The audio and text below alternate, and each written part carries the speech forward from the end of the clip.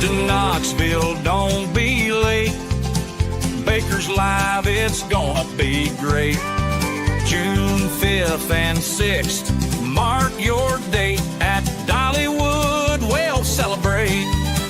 Meet Baker and more cool friends. Live show magic that never ends. Come to Dollywood, feel the vibe. With great people there, it's gonna be a ride. Rides, fun, and meet and greet. Baker and pals, the crew's so sweet. Get ready for laughs, cheers, and thrills. Knoxville's the place, it's giving chills. Meet Baker and more cool friends. Live show magic that never ends. Come to Dollywood, feel the vibe. With great people there, it's gonna be a ride.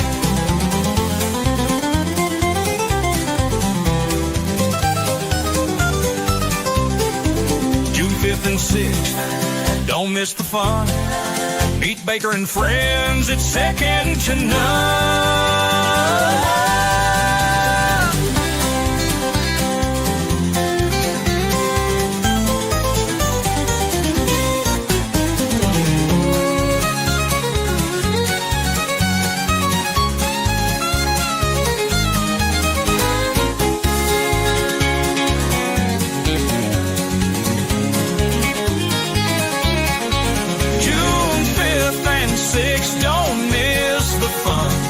Baker and friends, it's second to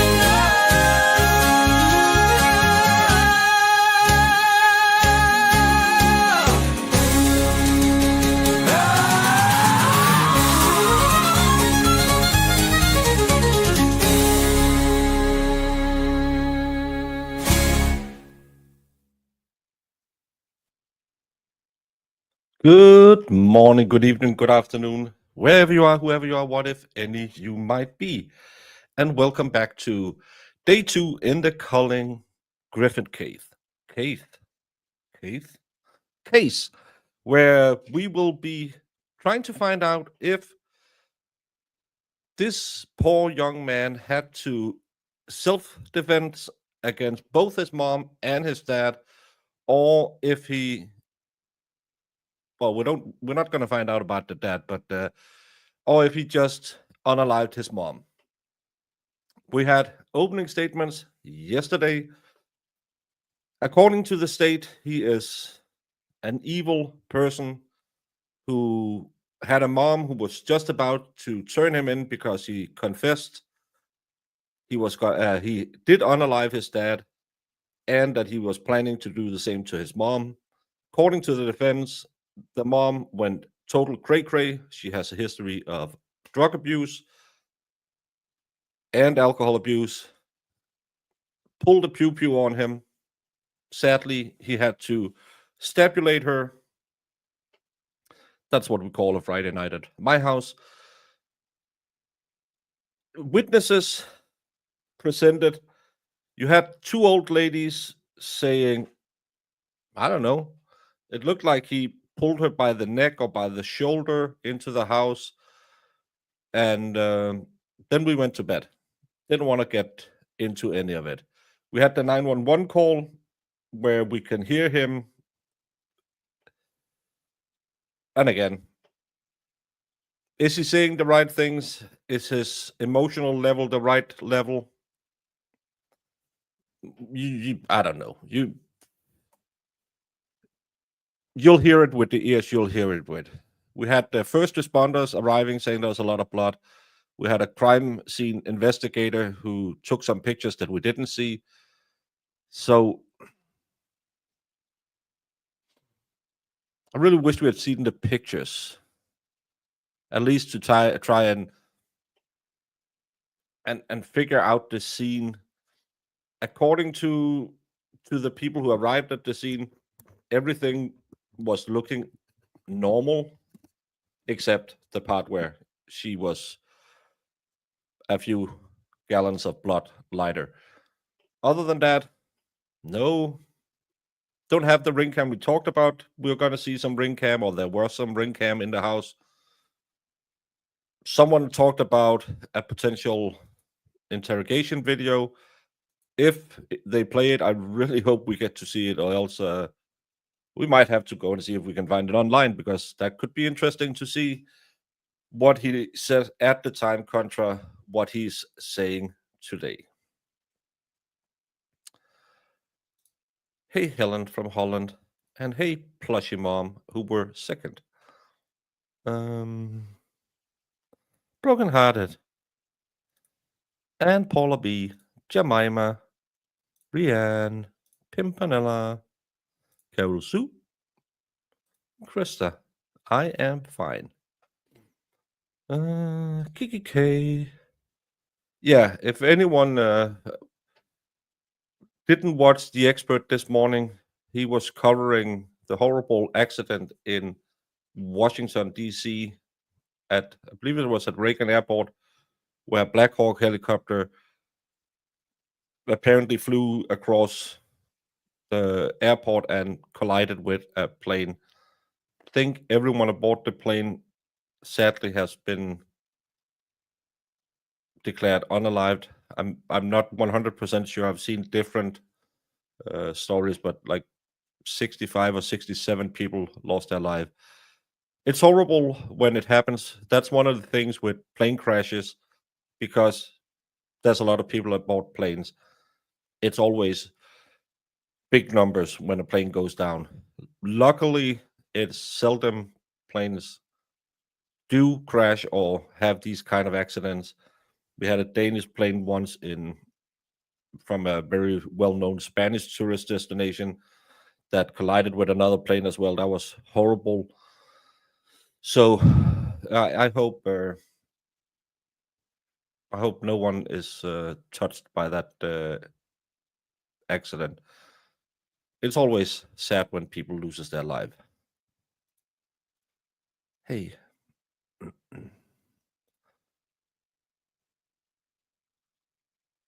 Yeah, but again, it's always big numbers when it's planes. To this day, still, it is the safest form of transportation. Hey, Shore Life. Did CPS fail him? No evidence brought in about anything with the CPS.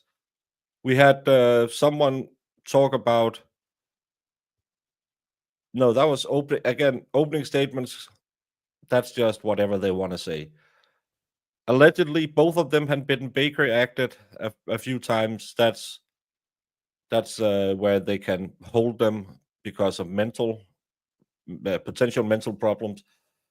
We haven't had anyone testify about his mental state or anything like that. Hey, Deanne, and Hannah D, and Holly Mac. I didn't say hey before.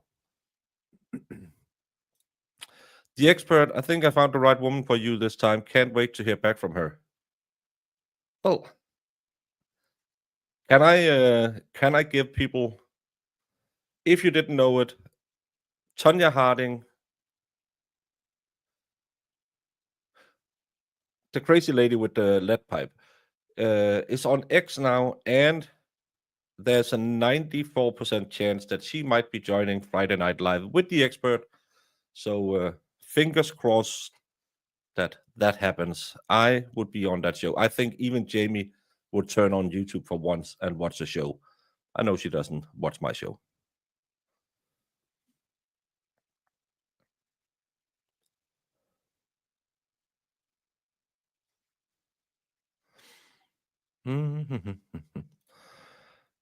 Is that the boy who got so mistreated and bullied by his dad that no one really wanted to get him indicted? Me or the kid we're talking about? No one knows what happened with the dad. And as you know, I don't do any research. All we know is he put, I think, 2 new holes in his dad. That's what I've read. One in the upper chest, and I think one in the heart or something like that. That's all we know. We know he didn't want to go back to his mom. He stayed with his grandma sometime. All of that said during opening statements. No background put in. No. don't think I will, because what I've read, I think it's going to be a lot of victim impact statements. I'm not a big fan of victim impact statements. I know that you Americans have this thing that the victims, the families, have a right to be heard. I find it kind of, it's the old stockade where she has to sit there and everyone gets to yell at her. That's not justice, in my opinion. In my opinion, justice is the law. The family, I know they'll be mad. I know they'll be sad. I have sat many a time in a courtroom and had to look at parents, both when I've sent their kids to prison, when I have sent other people to prison because someone touched their kids. And I know what they would have done. But if it's just another victim impact statement round, I don't like it. It's parading family members at some of the worst times in their life, saying stuff that is maybe a little too raw, for my opinion. I'm sorry, but I'm not a big fan of that part of the American justice system. Hey, KK, what time does the trial start today? It doesn't start on time because that's 1 minute ago. So take the dog out. They're not even in court yet.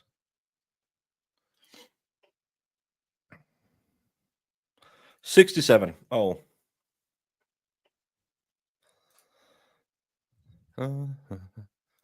No, Helen lives in Holland. That's why I always say, hey, Helen from Holland. She lives in Squidburg. Yes, the Tonya Harding who took out Nancy Kerrigan, 94% chance that the expert will have him on Friday Night Live this Friday. It might be something I made up because I just had my nap, but fingers crossed. I didn't see that one, but got good reviews.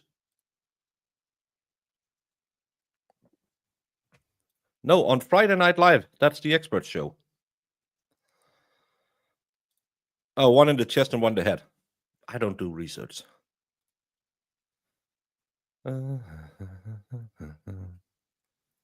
Neighbors were all aware of the abuse. It was really bad, but I look it up.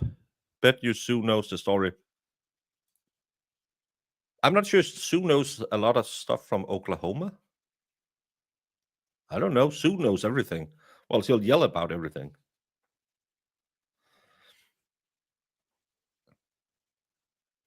Didn't she have substance abuse problems as well? Oh. Don't take the doggo out. Good morning. Well, yesterday we had a lot of false alarms as well.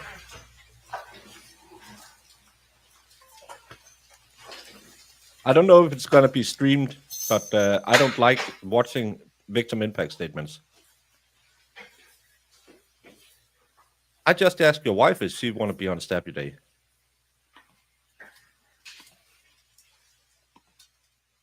Hey, Tash the Binkster.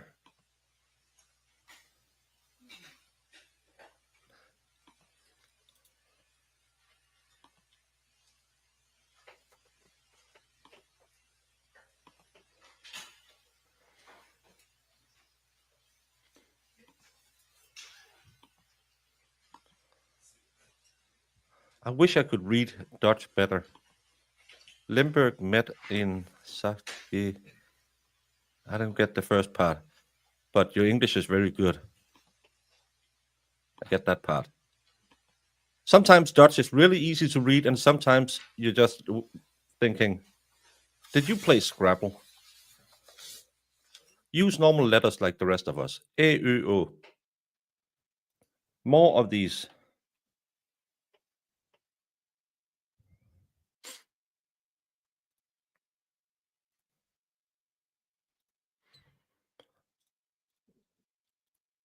No, this judge haven't given anyone Chickafill ever. Mr. Griffith is present with both of his lawyers. Mr. Levine is here for the state. Anything we need Well, to take yeah, out? it looks like German, but it's kind of a mix of German and English. Yesterday, of the exhibits that I think might be coming in today, and I have objections to just 2 of them. I don't know when would be appropriate to address it. Is it Good. something that's going to be lengthy argument? I don't think so. Okay. Well, No, let's I go haven't ahead been and back take care because of it. I get anxiety Oh, okay. because I'm not that popular. I don't know what exhibit numbers they are. Well, I think It's you're gonna the be only a one couple who of mentioned me over there. videos there are that are relatively short. I can pull those out there. I like that they get things out of the way before the jury gets there. But then yesterday we saw they didn't get everything out of there. So, but why isn't this cleared before we get here? Why haven't they already? They had a hearing Monday. They're going to be witnesses for later today. Okay. And before I see them, what's the issue I'm looking for? Hearsay. There's snippets that are taken out of a larger conversation. One of them is just Deputy Jankowski asking Kathy Griffith the domestic violence checklist questions. Has he ever strangled you before? Has he ever used a weapon against you before? It's just that, with no context at all. It is one of several clips that are coming in from that day. And then the second one is a female deputy, and I don't remember her name, talking to Kathy Griffith in the road after they've decided to take Collin to a Baker Act facility, and the officer explaining why they were taking him to the Baker Act facility despite her wanting him to stay with her. The deputy talks a lot about, I'm afraid he's gonna kill you, things like that. Also hearsay. Mr. Levine? Your Honor, we'll start with the first exhibit, which will be for the record 189. And which one is that? That's going to be the first one you were talking about. Okay.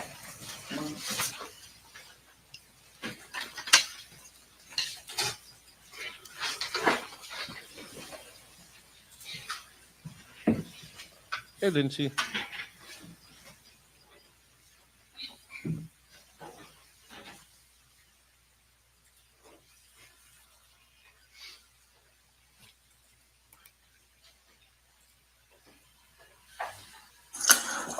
Couple quick yes or no questions I almost forgot before we go.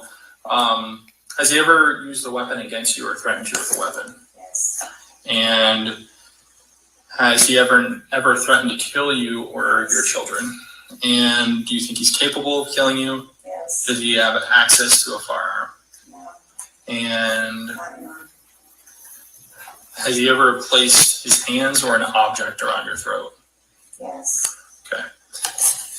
All right. Any other questions before we leave? Okay. All right. Well, thank you for your time. Couple quick yes or no questions. Mr. Levine, as to the admissibility of that video. Yes, sir. And this comes from November 13th of 2023 at approximately 10:20 p.m. It's related to the domestic violence battery case that took place the same time. This is part of that subject matter, and this would be admissible, Your Honor, under the state of mind exception of the hearsay rule, because it goes directly to the victim's state of mind as it pertains to the defendant. And out-of-court statements are admissible under the state of mind exception if, one, the statement shows the declarant's future intent to perform an act that is at issue in the case, or two, the statement shows the declarant's state of mind when the statement was made, or at any other time when the state is when that state is an issue in the case. This is particularly true when the purported statements to a third party are made by a homicide victim. And then the case law goes on to hold, in this I'm reading from Kingery v. State, 523 Southern 2nd, 1199.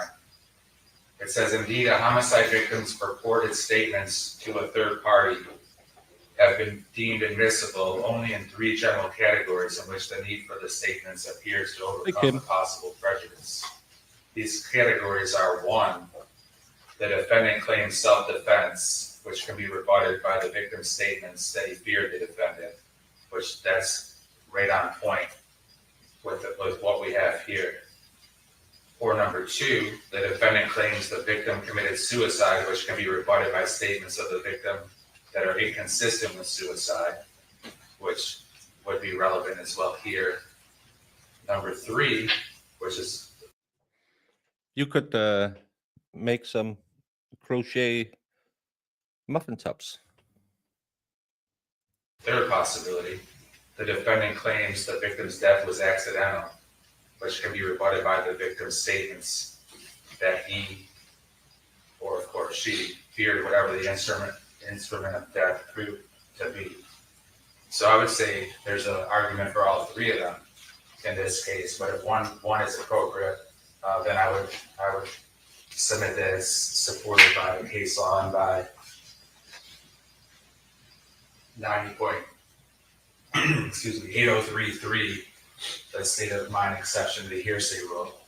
So what do we hear? We've heard in opening statements and as part of the evidence and the defense of self-defense / accident / she was suicidal, all three of those things. So because of that, Your Honor, this is admissible evidence.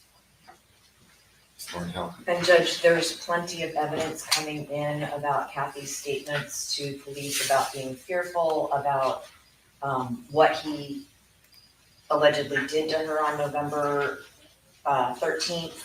I'm not objecting to any of that as hearsay. I think it does provide context, but this is different for two reasons. One, it's an officer asking her specific questions about past events. Remember, this is happening November of 2023, so 10 months before the incident at issue here. And he's asking about past events. That, I think, is very different on a checklist. It's not her state of mind. He's asking, has this ever happened in the past? So I don't think it meets the state of mind exception. The second reason it concerns me is the checklist that the officer is holding in full view of the camera has other questions and answers that I think are irrelevant. And finally, a 403 argument that these specific questions regarding past incidences, when there's plenty of other admissible evidence about their interactions, her fear of Collin, that I'm not objecting to. Your Honor, I would point out it's not just past incidents. One of the most telling things, and the reason it would be admissible pursuant to the case law and the hearsay exception, is the deputy asked about the future. Yeah, Lawyer Lee said it was the quickest verdict ever. I've seen them shorter. So I'm not sure why she got on that one, but it was a quick verdict, and I think it was a wrong verdict. According to what we have seen in the courtroom, I actually thought they would have swung for a lesser included because this case was so badly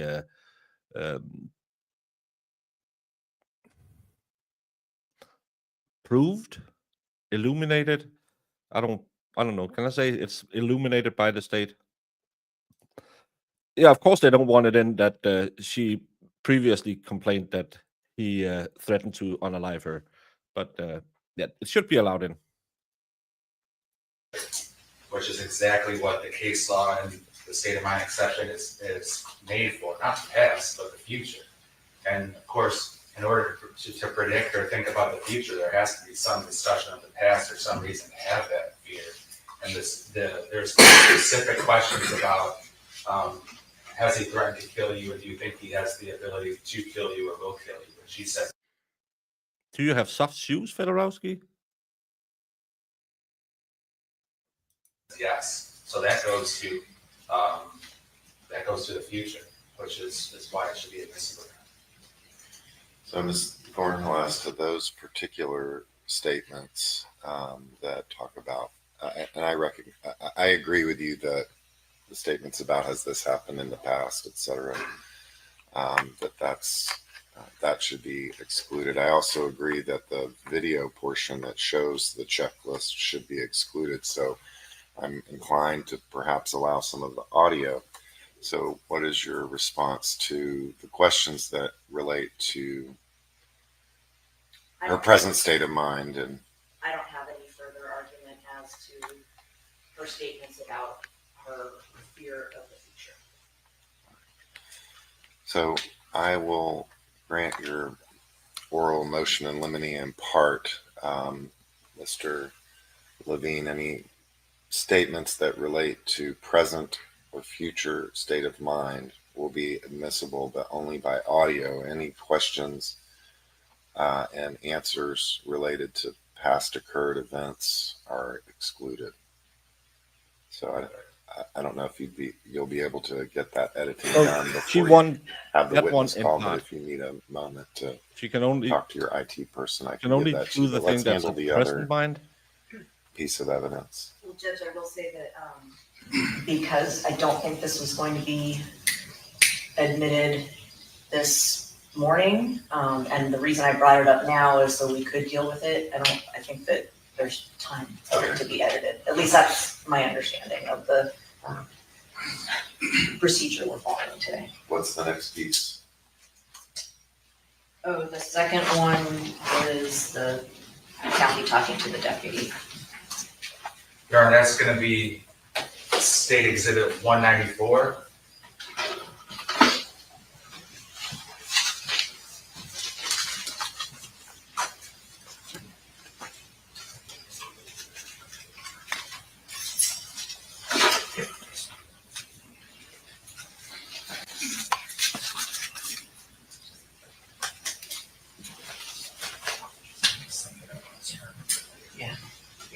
You're on that.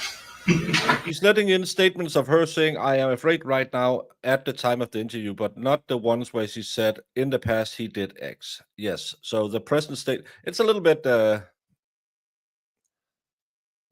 being pregnant, because she could have been in fear because she said this at that time, but you can't say that he also previously said something.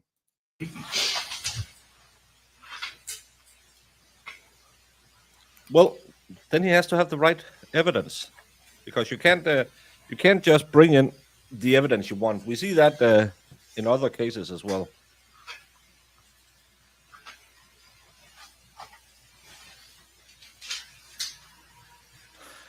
Yeah, but that's the problem, KK, because the jury don't hear this, and they shouldn't be tarnished by evidence that isn't related to. It's the same with the Ponzi scheme. Everyone knew she was guilty of stealing money. Is she then also guilty of unaliving someone? Well, I saw the statements from the Ponzi scheme. Wasn't provided in court. Well, I saw someone say on court TV about the Ponzi scheme. Has nothing to do with this case. The problem is exactly that. You get bias about something that is not related to this case, and that's why you're not allowed to provide everything. That's why I also thought Judge Bev's ruling that they could bring in the Aruba incident in Karen Reed's case was utter BS.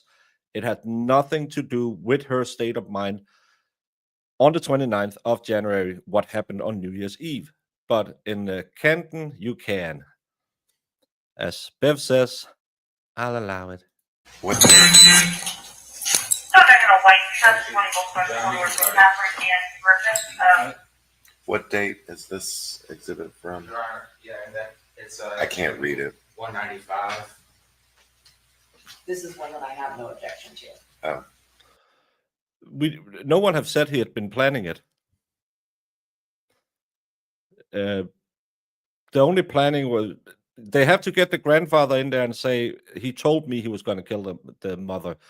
They can do that, but they can't just say, well, because I could potentially at sometime last year have said, Jamie, please don't unalive me. And Jamie said, I'm going to unalive you. And then she laughed and laughed and laughed. And then she unalives me this year. That doesn't mean she planned it for a year. That one, the one that I was explaining, right? Correct. That's the one where they go inside and, Here's 195. Your Honor, I said 194, but it's 195. And what date was 195 from? I can tell you that. November 14th, 2023. It's gonna be from 8:20 in the morning.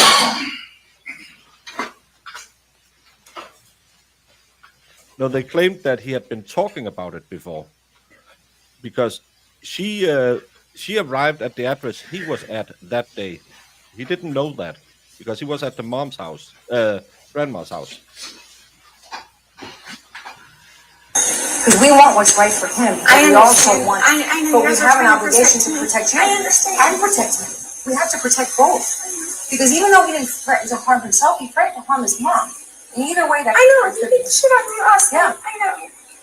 And with all due respect, you can't have them here last night where you were fearful, and then 4 hours later you're recording, because recording's not helping you when he chokes you out. And what's the recording gonna do?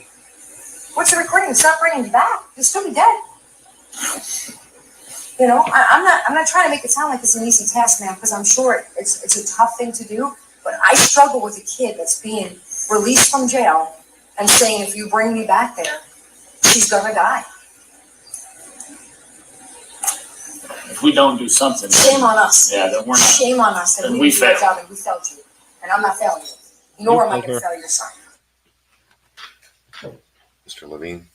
Your Honor, same arguments as it pertains to the state of mind exception, as well as excited utterance. You can clearly tell that she's emotional. She's under the stress of the situation.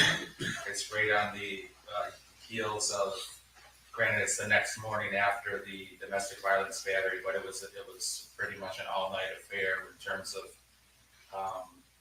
the investigation, and then the body cam footage and the in-car footage going through to the early hours of the morning.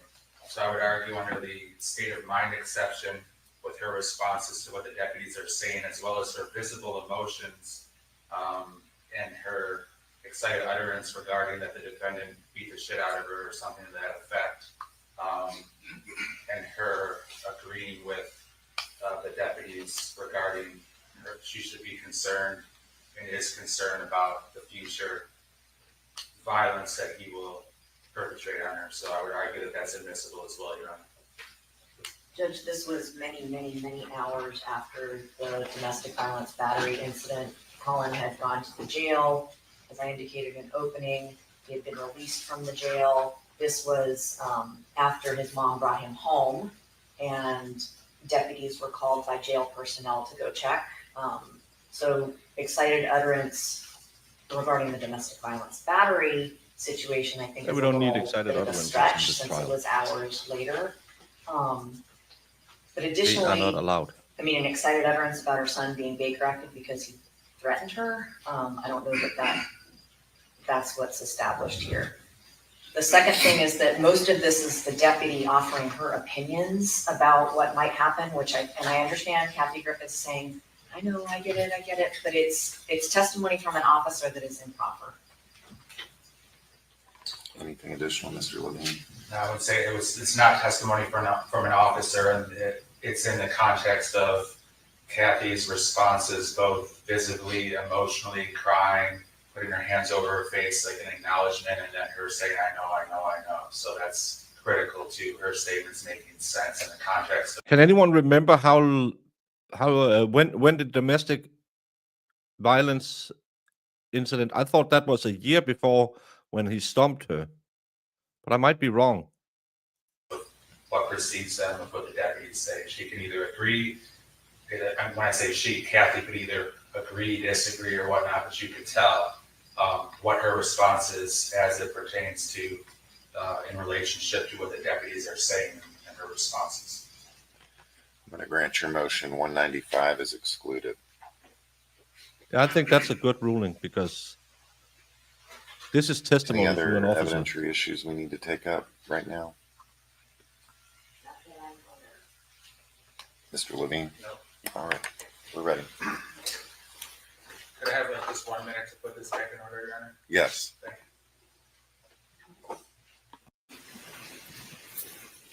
you. Good morning. Good morning. I think it's a body camera video from the day where the day after he got Baker acted. But again, you would have to put it in so much context.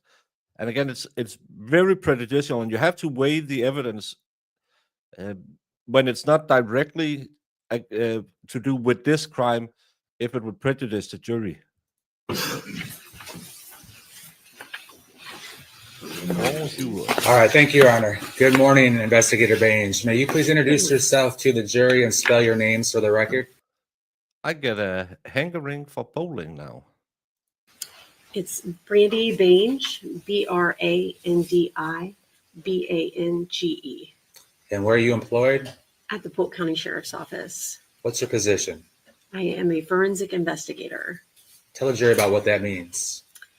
We respond to different types of calls for service, and we generally just document the scene, collect evidence, and write reports. How many years have you been employed with the Sheriff's Office? 11 years. And tell the jury about your education and training and experience. I have a bachelor's degree from USF. I have a certificate in crime scene from Hillsborough Community College. And then we have 800 hours of on-the-job training, as well as continuing education. Do you have any estimation about how many scenes you've been to during your career? I don't know. Is it in the hundreds Probably yes. or 100 or more? Yes, yes. Now, during your career, have you responded to countless homicide scenes Yes. and scenes of violent crimes? Yes. All right, now, Investigator Baines, directing your attention to Sunday, September 8th, 2024, around 7:22 in the evening. Did you respond to the crime scene in this case? I did. And tell the jury about when you got there, what was your focus on? So when we first get to a crime scene, we want to document it the way it is when we get there. So we generally take video and photographs at that time. Are you one of the more senior forensic investigators that responded to the scene? Yes. Earlier, the jury heard from Investigator Ellis. Was she also there performing multiple things along with you? Yes, she was. Now, did you have an opportunity to see the outside of the scene as well as the inside of the scene? Yes. And what caught your attention about as you proceeded into the house and made it back to the kitchen? What caught your attention at the crime scene that was of note? So on the outside of the house, there was an AirPod that was on the ground, like in the mulch area in front of the house. And then there was some blood on one of the steps. And then going into the house, there was another AirPod or earbud, I should say, on the floor. And then an AirPod case and then a knife. So it kind of was in a line from outside to inside. As if I'm sorry, Detective Midget, but over here is a microphone. You can move it in front of you and speak into that because no one can hear anything you're saying. something started outside and continued inside? Yes. Now, did you have an opportunity to walk further into the kitchen and see the victim? Yes. And were you able to see firsthand the wound that she suffered? Yes. Tell the jury about what you saw and what that meant to you. She had an apparent stab wound on her neck. It was a very deep wound. Have you been to multiple scenes where people have been stabbed? Yes. And the injury that you saw and the scene that you saw, was it consistent with somebody being attacked and stabbed? Yes. Now, as the scene was documented and photographs are taken, of course, does somebody... The problem with the previous statement we saw is an officer is putting words in her mouth. You have to report this or else you will be dead. And then she's just saying, yes, yes, I know. So, one, it's highly prejudicial. Two, it's not her statements. She is responding to an officer's statement. So I understand the judge's ruling. Video record the scene as well. Yes. And it sounds pretty self-explanatory, but explain to the jury what you did to accomplish that. So we just have a regular video camera, just like you would imagine. We go and do the outside of the house, and then we go inside the house and do the interior of the house. And I take it you did that in this case? I did. Have you had an opportunity to previously see State's Exhibit 166, the crime scene video? Yes. And does it fairly and accurately depict the scene as you saw it on that night? Yes. Your Honor, at this time, the state would move 166 into evidence. Any objection? No objection. It is received. Now, do you recall, when did you first see the defendant at the scene that night? It was after 11 o'clock. I can give you the exact time if you need it. Well, that's all right. But it was after 11 o'clock? Yes. Now, as to what the defendant was doing before that, do you know or do you not know? I don't know. Where did you first see the defendant? We have a crime scene trailer there on scene that we usually bring on scene. So it was out in the roadway, parked out in the roadway. And I'm not saying anything. I'm just saying that back in the 90s. he was brought on the trailer, and then I came onto the trailer. Describe that crime scene trailer. It's it's almost kind of like an RV, but it's made to be more specific to what we do. And what can you accomplish inside of it? We take photographs. We have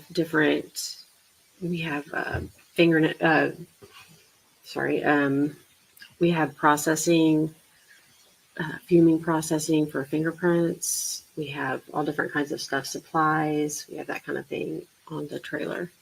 So is it fairly common to bring a suspect into that in order to photograph them and accomplish those other tasks you mentioned? Yes.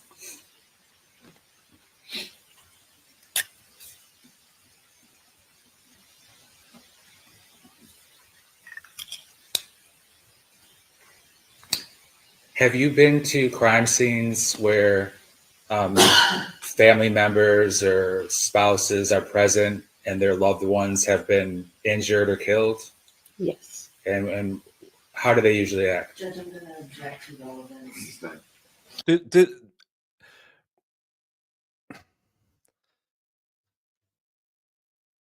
I don't like this prosecutor now. This is the third witness where he had tried to do did he cry the correct way when you met him at the crime scene? What is the correct way to behave? You're not Dr. G. You don't make money off YouTube by making people believe that you have special insights. This lady don't know the suspect. This lady never observed the suspect. She doesn't know if they were talking him down 2 seconds before she arrived.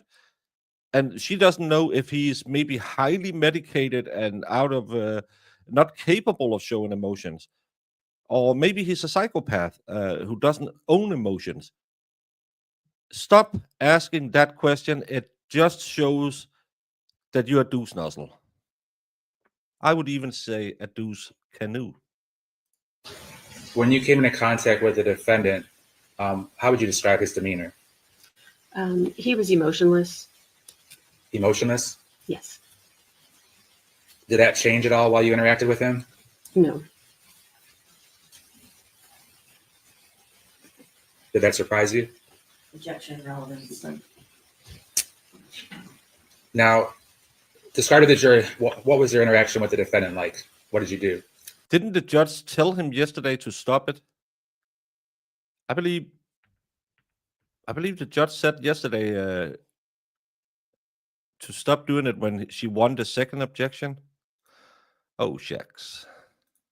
So I photographed him, and I obtained some blood swabs that we had seen on him from apparent blood that he had on him. Judge, I'm sorry, I can't hear very well. You could speak up just a little Oh, bit. sorry. Thank you. So If you could answer that question again, please. yes, so I obtained some blood swabs that were on him. If you like paintings, go follow Peter A. He's learning to paint. He makes a lot of happy trees and sad mountains. But he's a great little kind of like Fedorowski's great brain relaxing videos. He had some blood on him. I obtained fingernail swabbings from him, and I obtained buccal swabs from him. Starting with, where were the visible parts of his body under clothing that you saw blood? So he had blood on his ear, on the right ear, on the right arm of his glasses, like right here. He had blood on his fingernails. He had blood on his shoes, and some apparent blood on his shorts. Were you present when somebody from Polk County Fire Rescue washed off, blood off of his arms and hands? No, So your photographs would have been after that, is that correct? I believe so because I didn't see fire EMS, I don't think. Okay. Do they usually leave the scene after they tend to? Hey, Mo Raiders. I hope you're all doing well. We are covering the trial of a 17-year-old kid who was so unlucky that both his parents attacked him within a year, so he had to self-delete. Well, not self-delete. He had to delete them in self-defense. Both of them, you know how it goes. Some people call it Christmas. Other people call it, it's a bad day. But he's on trial for unaliving his mother with a stabulator through the neck. And day one was yesterday. Day two just begun. This is the first witness, crime scene investigator. Yesterday's witnesses was mostly just what people saw at the scene. Victim? Usually, yes. And there was a description of that there was blood on his from his like elbow to his forearm and on his hands, and that was washed off. Did you see blood on his forearms and his hands to a great She won't be sentenced today. It's a mercy hearing. extent? No, I did not. I think it's an automatic life sentence if she's not getting the mercy hearing. But I don't think there'll be a sentencing, and I don't do victim impact statements. I don't like that part of the American system. All right. You mentioned, what did you mention about the fingernails, the swabbings? Yes. Tell the jury about what you do to accomplish the swabbings. So he had some apparent blood on his fingernails, and we take a cotton swab, and sometimes we moisten it with some distilled water to loosen it up, and then swab all around the areas of the fingernails. Now his hands weren't bleeding, correct? No. I'm sorry, I kind of asked that question. We covered it confusing. yesterday. Were his hands bleeding? No. So did it appear that any blood on his hands would have been from his mother, correct? Yes. Objection. Now, Sustained. in terms of the buckle Strike swabs, that answer. Sustained. You'll disregard the last answer, members of the jury. in terms of the buckle swabs, if you could explain to the jury what buckle swabs are and how you accomplish those. So we do that the same way. We use a cotton swab, and we just swab the inside of a person's cheek. We do the left cheek and the right cheek. What's the purpose of that? Usually it's for DNA purposes. He pled not guilty. The first story was she fell on the stabulator. Opening statements turned into, well, she attacked him with a pew-pew. He had to kind of do it, or they were struggling, and it was an accident. It was kind of a self-defense kind of thing, but not that they haven't claimed self-defense because, self-defense, I think you then have to do that. They have a special hearing in Florida. I can't remember what it's called. Ashley Benefield did that one as well. So he hasn't claimed self-defense per se, but opening statements was the mom was crazy.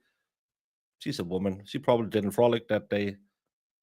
She attacked him with a pew-pew, and hilarities ensued, and he ended up cutting her neck. Is their agency then able to send those buccal swabs from the defendant or from somebody else or a DNA sample off to the Florida Department of Law Enforcement lab for them to do any DNA comparison or analysis that they want to do? Yes. So when the defendant was in... Yeah, but it has another name. Stand your ground hearing. I think it has another name. Can't remember. Nanya, an hour 43 minutes was the verdict time. The crime scene truck, were you able to take photographs? Yes. And have you had an opportunity to see those photographs in the state attorney's office? Those are numbers 100 through 124. Yes.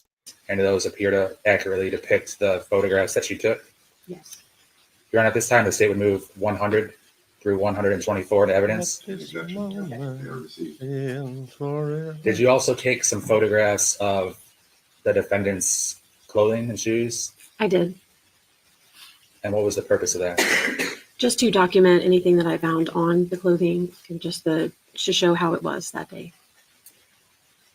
And did you have an opportunity to see state exhibits 156 through 169, indicating the pictures of some of the clothing and Yes, shoes? I have seen the pictures, yes. I'm sorry. Yes, I have seen them. Your Honor, the state would move 156 to 169, the pictures of the clothing and shoes and evidence. No, but I have a question about the numbering. I have 156 to 164 are photos, and 165 is the 911 call. No, you're correct. So what are the exhibits? I'm sorry, I couldn't read my own writing, Your Honor. It's 156 to 164. Any objection to those? No. All right, the others are not received beyond 164, but it states 156 through 164 are received. Thank you. Investigator Baines, in terms of the defendant's shoes, was he wearing shoes? Yes, he had on a pair of black tennis shoes. And did you see blood on his shoes? Yes, he did have a pair of blood on his shoes. What about his shorts? Was he wearing black, like basketball shorts? Yes, And did he have any blood visible on his shorts? yes, there was some apparent blood on the shorts. Where was it? Do you recall, front or back? It was on the front. And then did he have a shirt on? No, he was not wearing a shirt. Your Honor, with the court's permission, the state would publish the photographs of the defendant. Amen. Thank you. Number 100, that's the defendant. Yes, 101. Is it a surprise a man who, again, I know he has to put it in there, but we know he was giving her CPR. We know he admits to have taken part in it. Well, it's to put the blood in front of the jury. that's a side profile of him. And if you look is it on your monitor too? Yes, And if you see where I'm pointing, is that what would appear to be some blood on his glasses? yes. So you know that mouse allows you to play as well. Okay, Well, that would be good. If you could point out to the jury about the blood. right here and here. Moving on to 102, This is the back of his head. 103. This is the front of his entire body. Now, it's a fair statement. He's pretty tall, maybe 6'2" or so. I'm not sure how tall he is, but he's taller than I am, yes. 104, Yes, this is just a closer up of his top half of his body, 105, a side profile of his whole body. 106. This is the lower half of his body side profile. I think that's 107. I'm sorry. I haven't seen it. 108, This is the back of his whole body. 109, This is another side profile of his whole body. The problem is I can't go rifling through because YouTube won't play when you look at other videos. Maybe if Jemima or Jamie can look and see if there are other people, because sometimes Court TV shows it. 10, This is a mid-range of his arm, his left arm. 111.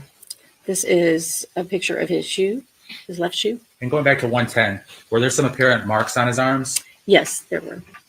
And any idea how those marks got there I don't know. or when they got there? I don't know. 111. As you mentioned, the blood on the shoes. Yes, this is the shoe with the apparent blood.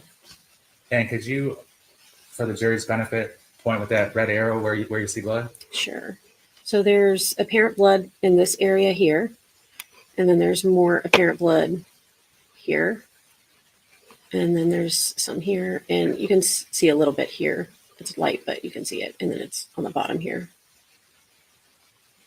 112. This is his left leg. And tell us about that mark on below his knee. It's an apparent laceration. 113. It's at the back of his leg. What were you highlighting there? Yes, it was like an apparent abrasion. 114. That's a close-up of the apparent abrasion. 115. This is his right forearm. Were there marks on his right forearm too? Yes, Were there multiple marks on both of his arms? yes. Did they look like super fresh, like they had just happened? They looked fresh And when you say fresh, like how fresh? in the last day. Were you able to tell how those marks were caused? No. 116. This is his right forearm, and there's some apparent lacerations on the top of his forearm. 117. That's his left forearm, and you can see the abrasion or the apparent lacerations. Have you been at scenes where you've seen people that have cut themselves or marked themselves? Objections. 118. This is the palm of his hand. This is his. But if he has scratches to his forearms, you can kind of use that to say, well, he was in a fight because his mom was coming at him. I don't know. Could be used for both things. His other palm.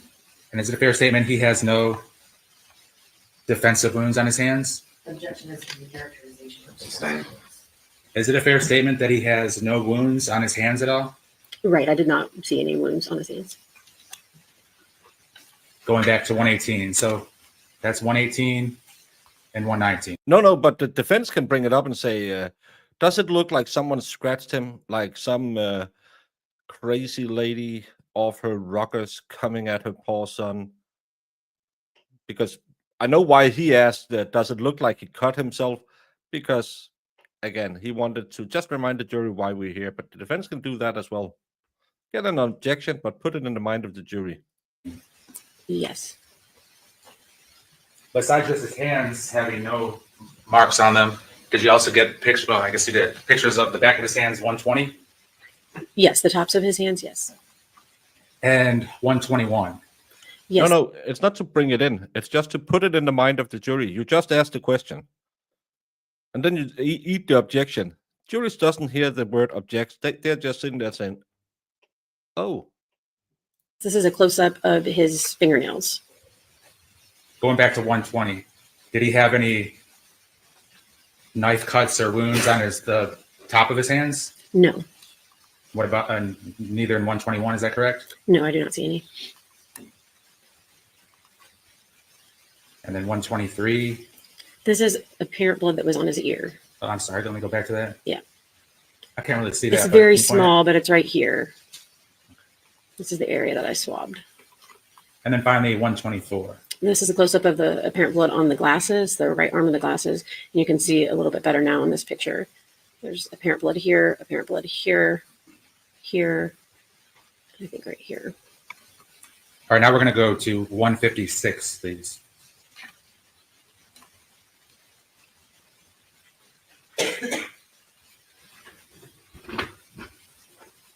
All right, 156 appears to be a close-up of something. Tell us what that is. This is the short. Sorry, there's a little bit of a glare. I'm going to move in. Is that You can adjust that if Okay. you need to. There we go. That's better. It doesn't look like a bodybuilder. Like he's a strong man.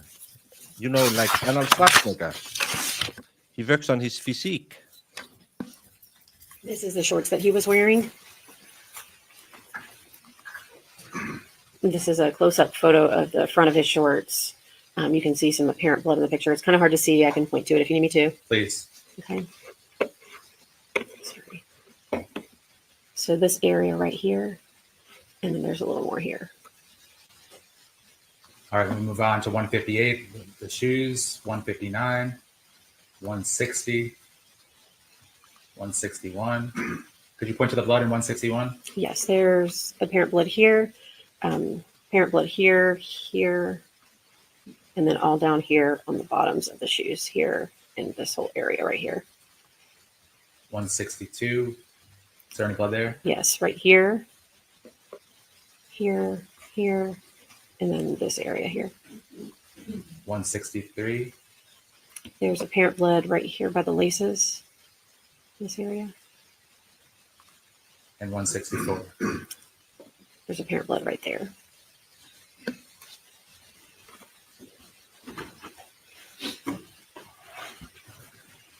Investigator Baines, we're going to move on now.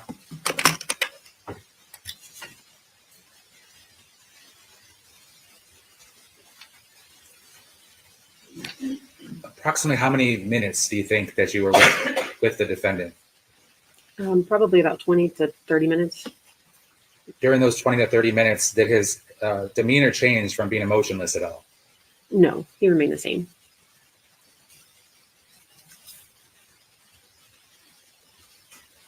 Your Honor, at this time, the state would move to publish State Exhibit 166, the crime scene video. It's been received. Thank you, Your Honor. Has it been received? It has, Your Honor. Any objection to publication at this time? No, sir. You may.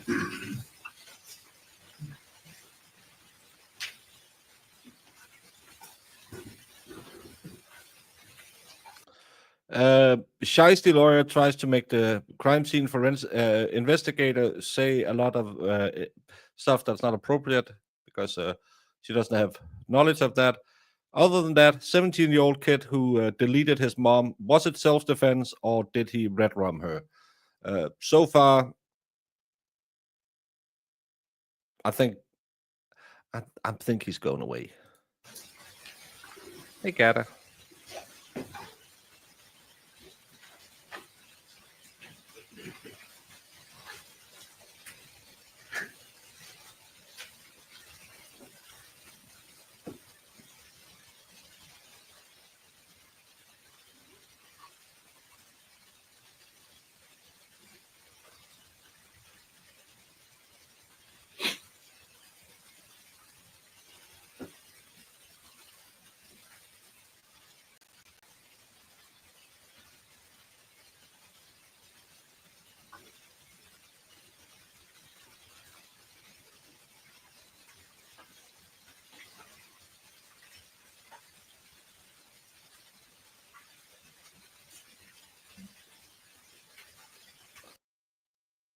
They can't mention the dead dad. They can mention he had been a suspect in an unalive, or that he did unalive someone, but they can't say it's the dad.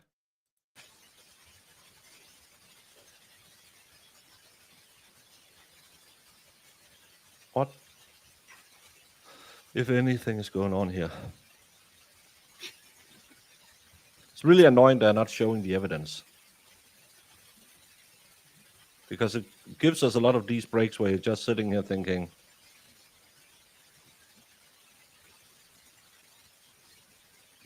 well, at least it's not that California case with the screaming prosecutor. Oh my God, she sounds like an emu that has a cold. I don't know if an emu sounds like that, but they mentioned something earlier and I thought about emus. Maybe it's because my Aussie people are getting to bed now. The Australians lost 2 wars against the emus. Fun fact. They will then counter and say, well, it was only 2 men with a machine gun. Yes, but it was still a flightless bird that beat you.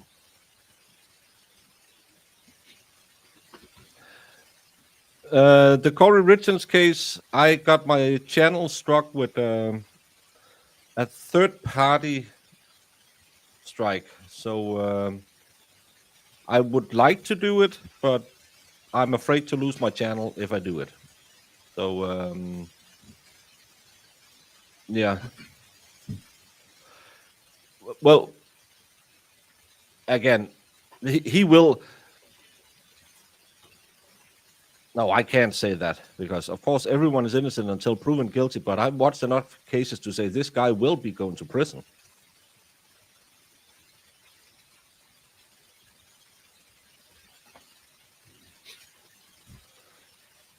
Maybe I should get Marissa to write Sinclair Group and say, hey, a-holes, can we use your feed?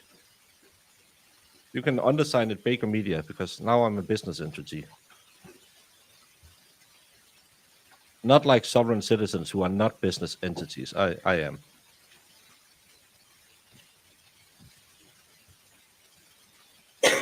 What's going on?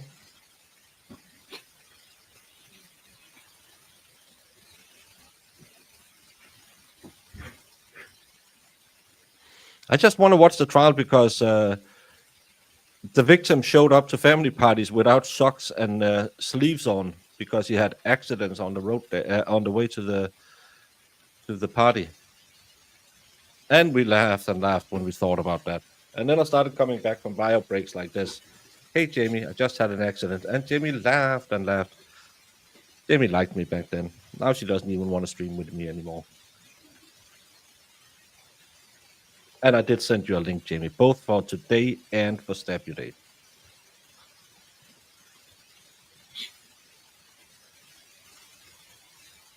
I can hear them sniffle because I thought maybe they're playing something that they don't want the audio, but they're playing something without audio.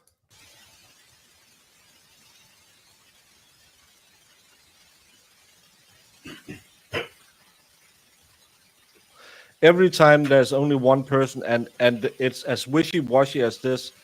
If he had the... It's a different thing if we remember the NFL guy, also in Florida. They had their pew-pews out. They were stepping onto his house. They had it on Ring camera. I hope we see some Ring camera. No, we're not, because this crappy court won't show Ring cameras. It's really annoying, and it's ruining the entire case because we're just sitting here guessing what happens. But in that case, we saw that they stepped to him, they started the fight, and I think that's why he got off.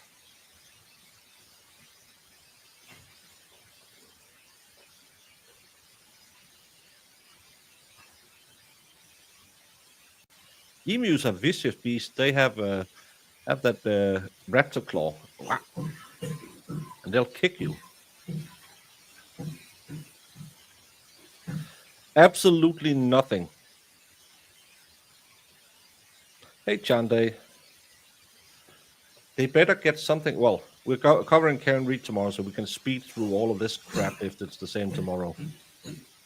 And we will be joined by the lovely Valhalla if he can get out of bed.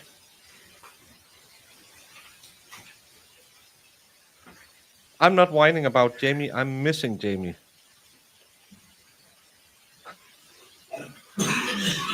All by myself. Don't wanna be all by myself. Jamie dear.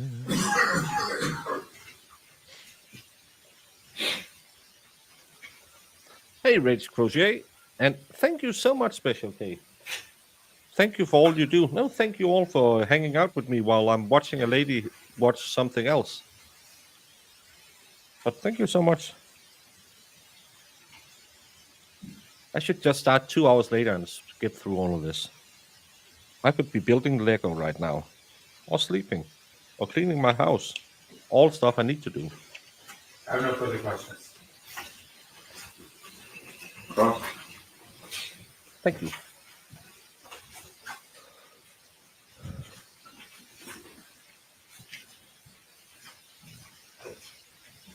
Good morning.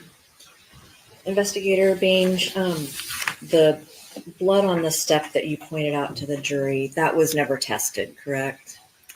I don't know. So you're not aware of it being I'm tested? not aware of it, no. And you don't know when that blood was deposited there, do you? No, I don't. In fact, you said you Yeah, but they're not going to show it. This is annoying. didn't arrive until many hours after the incident, correct? That's correct, yes. Okay, because the 911 call came in at about 6:10 p.m. Right. We arrived on scene, but I didn't go into the residence until much later, yes. When you arrived on scene, do you remember what time it was? You may have already said. I'm sorry if I don't. I can look at my report. I believe it was around. I got there at 7:22. So over an hour after the 911 call came in. Yes. Collin was already outside of the house when you arrived? He was not inside the house. I don't know where he was. And EMS had already... I didn't catch what they were just watching. Maybe it was from the crime scene. It's annoying. My fire rescue had already been to the house, been inside the house, stomped around, did life-saving actions, and then left, correct? Yes, I believe they went into the house, from my knowledge, yes.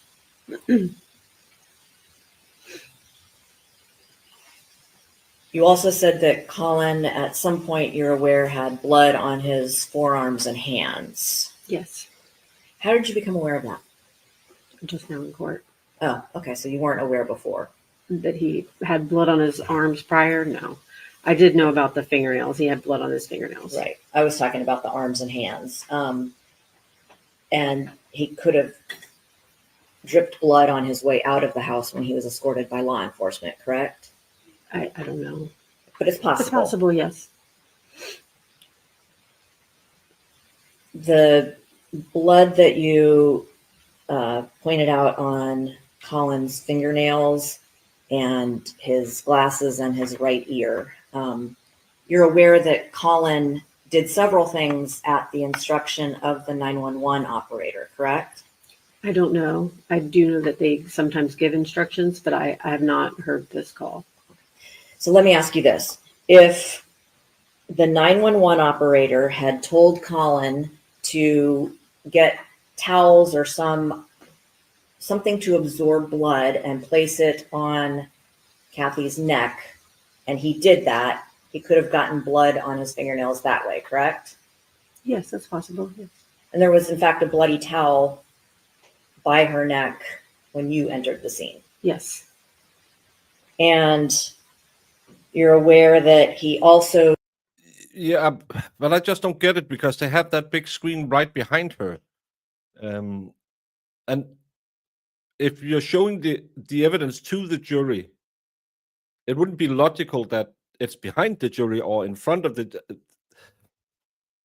It's annoying. Did, well, maybe not. If the 911 operator had instructed him to kneel and do CPR on Kathy, and he did that, that could explain how he got blood on various parts of his body, right? It's possible, yes. And if the 911 operator had instructed Collin to get the knife far away from him, he could have gotten blood on his hands that way as well. Yes. And the knife was, in fact, far away from where. But why go into these details about this? I know that the state wanted to put it in there, but it's self-defense. He should have the blood on him. Now it's kind of like he came in, found her, and did CPR. I have a hard time understanding this strategy from the defense. Kathy Griffith was laying, correct? It was in the same room, but yes, it was not right near her. You said that, oh, well, let me go back to the blood. You don't know if Collin, in his obeying the instructions of this 911 operator, came in contact with the blood that was everywhere as he's tending to his mother. Maybe at one point he had blood on his hands and adjusted his glasses. I don't know. But it's possible, right? It's possible.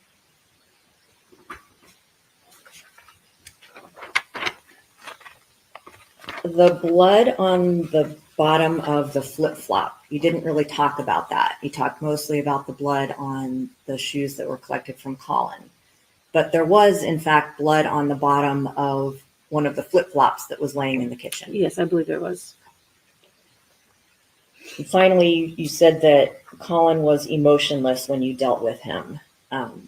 You're aware that people can go into shock sometimes from a traumatic event? Sure. So that's one possibility here too. Of course, I'm not a doctor. Thank you. I like that. I'm not a doctor. Nothing, Your Honor. Is the witness released? Yes, Your Honor. Ms. Thornhill? Yes. Thank you. Thank you. Oh, I forgot I do have one other question. You may. I'm really sorry. It's okay. Well, John, that sounds like standard. That's why the 911 operator did it the other way around. She just said start CPR, and she was told she's bleeding from her neck, and she said start CPR. A photo of Collin from inside the trailer. There's a mark on his torso about midway between chest and hip. Yes. Remember that? Yes. That corresponds with a slit in his shirt, doesn't it? There was a slit in the shirt. In the torso area. I believe so, yes. Thank you. Any redirect now, Mr. Levine? No, thank you. She's still free to go. Yes. All right. Thank you. You're free to go. Self to the jury. Yes, sir. My name is Michelle Peters. I work with the Polk County Sheriff's Office in the Forensics Unit. How long have you been employed with Sheriff's Office? Approximately 20 years. Now let's talk about specifically in this case, did you have an opportunity to go to the medical examiner's office? I did. And what takes place at the medical examiner's office as it pertains to the homicide cases? A post-mortem examination of the body, which is actually called an autopsy in layman's terms. And they examine the body and we take photographs and collect evidence. Now, when you take photographs, does that give us a frozen in time picture of what the victim looked like? Any injuries or markings, anything of that nature? Yes, sir. And what evidence do you collect from an autopsy? Standard autopsies, we take head hair samples, we take ink impressions, which are fingerprint impressions, and we take a red top and a purple top blood tube. And then we take, depending on the case, we will take fingernail swabbings or clippings. We can take clothing, any weapons that may be present. All right. Now, in this particular case, were you able to take blood samples from Kathy Griffith? We did. And is the purpose of that so that it could be sent off to the Florida Department of Law Enforcement for DNA analysis? Further testing. Now, in this particular case, did you have an opportunity to see a series of photographs, State Exhibit 125 through 155? I did. And are those autopsy photographs taken of Kathy Griffith? Yes, sir. Do you recall what date it was that she actually went to the medical examiner's office? I'd refer to my report. Yes, ma'am.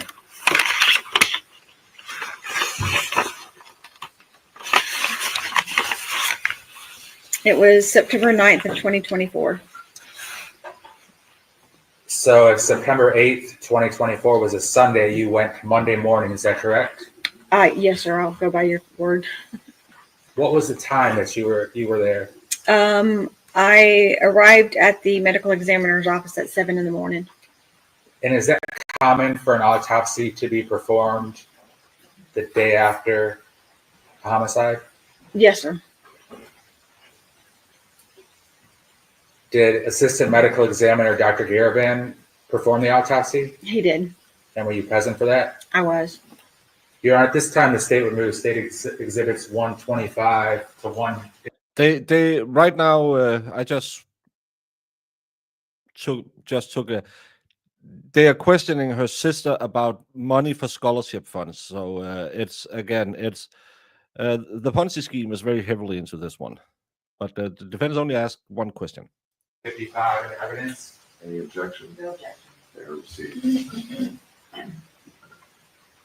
With permission from the court, may I publish the photos? Thank you.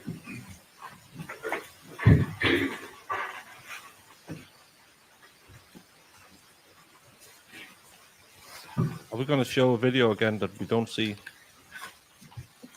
I might get angry if this continues. All right, it talks about the time and date and where you are. Moving on with the autopsy photographs. Is that Kathy Griffith that she's transported to the medical examiner's office? Yes, sir. And victims typically transported in a body bag of some type? Yes, sir. 127, 128. Some identified information about Kathy Griffith. Does that say she was 39 years old? It does. Yes, sir. She weighed 126 pounds. Yes, sir. Did you have an opportunity to personally see the stab wound? I did.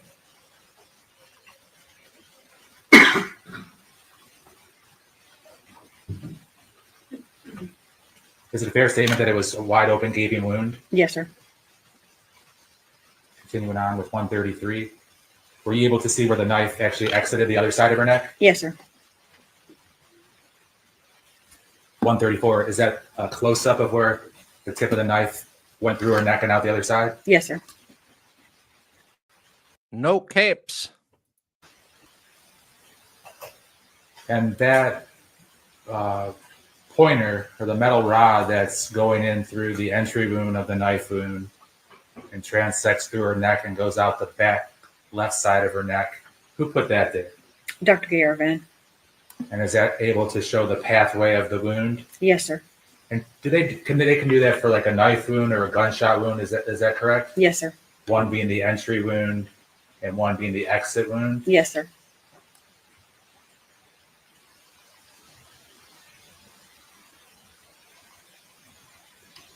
Now, 137, as part of the autopsy, does the doctor sometimes remove parts of the internal organs that he or she feels is important? Yes, sir. And does the metal pipe that goes through the esophagus and or trachea, was that done by the associate medical examiner, Dr. Garavan? It was. And does that also show the pathway of the wound? Yes, sir. Next, we have 138. Did you notice a wound on Kathy's right hand in the webbing of her fingers between her thumb and pointer finger? I did. 138. 139. And is it a fair statement that's not like a little paper cut or a little straight line, but it was an open wound? Yes, sir. That sounds like a defensive wound. 140. Next we move. I'm calling lack of frolicking, and possibly she was throwing a Yankee candle, and then she slipped. Move to 141. Did Kathy have a number of scrapes and bruises on her limbs, her arms and legs? On her whole body, yes, sir. On what? On her whole body, yes, sir. 141, does that show some of those on her left arm and elbow? Yes, sir.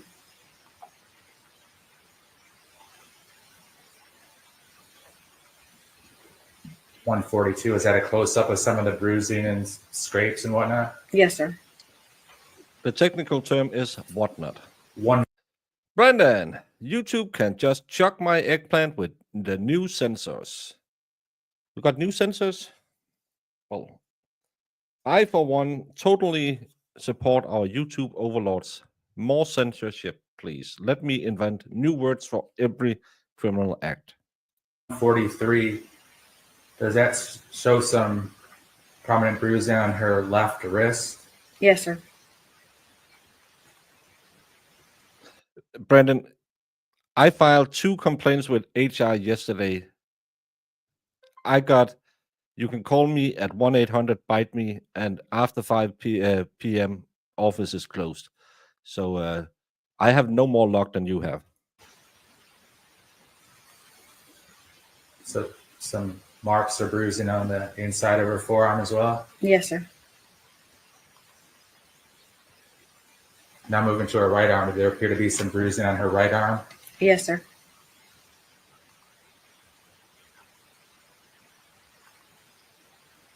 And going to her hands, was there some bruising on her hands Yes, sir. and her fingers? Yes, sir. That's 148. Were there some marks or cuts or bruises on her legs? Yes, sir. If you want to see the stabulator, I'm not allowed to show that on YouTube because there's inside fluids of a human on it. On the Discord is the picture of the stabulator. Marissa shared the picture. I think there's a Collin room in there. We normally do a room for every trial we're covering. So if you want to see the stabulator, get over at Discord and you can see the stabulator in question. It looks, well, I'm a man, so it looks to be a decent size. 149. Is that a close-up of one of those? Yes, sir. 150. Some bruising apparent on her shins and the front of her legs as well. Yes, sir. I could just say it in Danish. Hvis I gerne vil se kniven fuld af blod, så kan I bare fise over på Discord, og der kan I se det hele, der er bare blod overalt. Jeg kan fortælle jer hele vejen op og ned af bladet. Det er tos, det siger jeg bare. Og det er sådan en stor køkkenkniv og noget værk. Det er kravet ind med noget mærkeligt noget, det kan jeg sige jer lige med det samme. I bliver bagnet, når I ser det. All right, Investigator Peters. Do you think the YouTube commentators got that, or censors got that one? I don't have any other questions for you.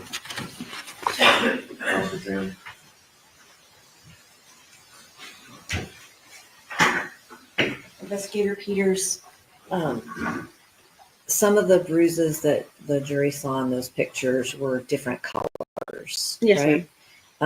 And you have no way of knowing when those bruises got on Miss Griffith's body, do you? No, ma'am. They could have been days old. Could have been. There's a lot of hate here today. Do you know how much blood Kathy Griffith lost.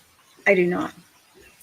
And the weighing that resulted in 126 pounds. That was done after she had passed away and lost blood, correct? Correct. That was at the examiner's office. Thank you. Yeah, of course, Jamie has murder stabulators at her home. Irish, you're lucky you got out alive. Thank you. Redirect. Nothing further, Your Honor. Is the witness released? I think they do, but the problem is, what I just said, I said in a very thick local accent from where I'm coming. So good luck to that Indian fella who has to listen to it, and good luck to the AI, because that's not you have like the way everyone talks in Denmark, kind of like I'm trying to do the English where you are pronouncing everything. And then you have the way I speak, where I come from, we speak twice as fast and cut half the words off. Yes, Your Honor. Yes. Thank you. Yeah. Didn't they say Next witness. I think someone pointed to the Your Honor, left State side. Call Sergeant Michael Schneider. Don't do that. I woke up yesterday and had put my pillow on the floor. So don't put a step. An associate's sign. Backing up, I have an associate's degree in AS. I went to the academy in 2010. Worked for the Fort Myers Police Department from What's happening on this 2011 tonight? to You can go to my 2000 Discord right now and January see the 22. knife. I left there, basically retired due to age. Took a small hiatus, and then I started out with the Charlotte County Sheriff's Office, and I left there in November the prior year. And I've been at the FSW Police Department since December of 23. Approximately how many years in law enforcement do you have? It was about 14 now. And you mentioned your degree, and you said some initials. What does that stand for? An associated science degree. It's in the automotive field. I used to be an auto mechanic a long time ago. Okay. All right, Sergeant Snyder. So the time frame I want to ask you about is very specific, going back to the year 2023 in September of 2023. At that time, were you employed by the Charlotte County Sheriff's Office? Yes, sir, I was. And what was your position at that time? I was working as deputy in road patrol. Now, when you're a deputy on road patrol, does that mean you can see anything and everything and respond to countless different types of situations? Yes, you Someone's basically you speeding. listen to the radio and see what's going on. If there's another one of your fellow deputies has a call that you might need help, and we also have a screen on the laptop that shows what calls are basically in service currently and which ones are holding. And is Port Charlotte, is that in Charlotte County as well? Yes, it's on the north side of the Peace River. All right. I want to direct your attention to approximately 6:30 p.m. Were you dispatched to a certain location in Punta Gorda, Florida? Yes, I was. And where were you dispatched to? It is called CSU. It's the Crisis Stabilization Unit of Charlotte Behavioral Center. And what happens there? This is usually where we bring critical Baker Acts. Now, in this particular case, how was it that you responded to that location? I was dispatched there. The call notes had said that I need to be there for a release of a potentially violent patient.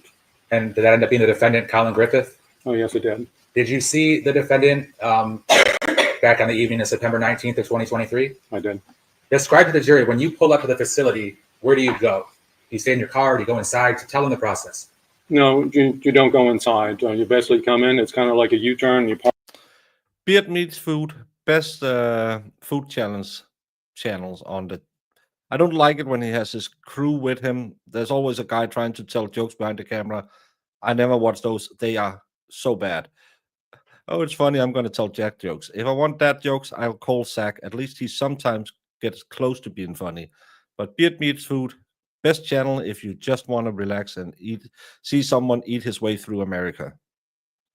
Do Danish baker acts always end with cream pies?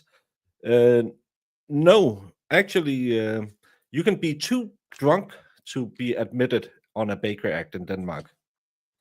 Funny fact.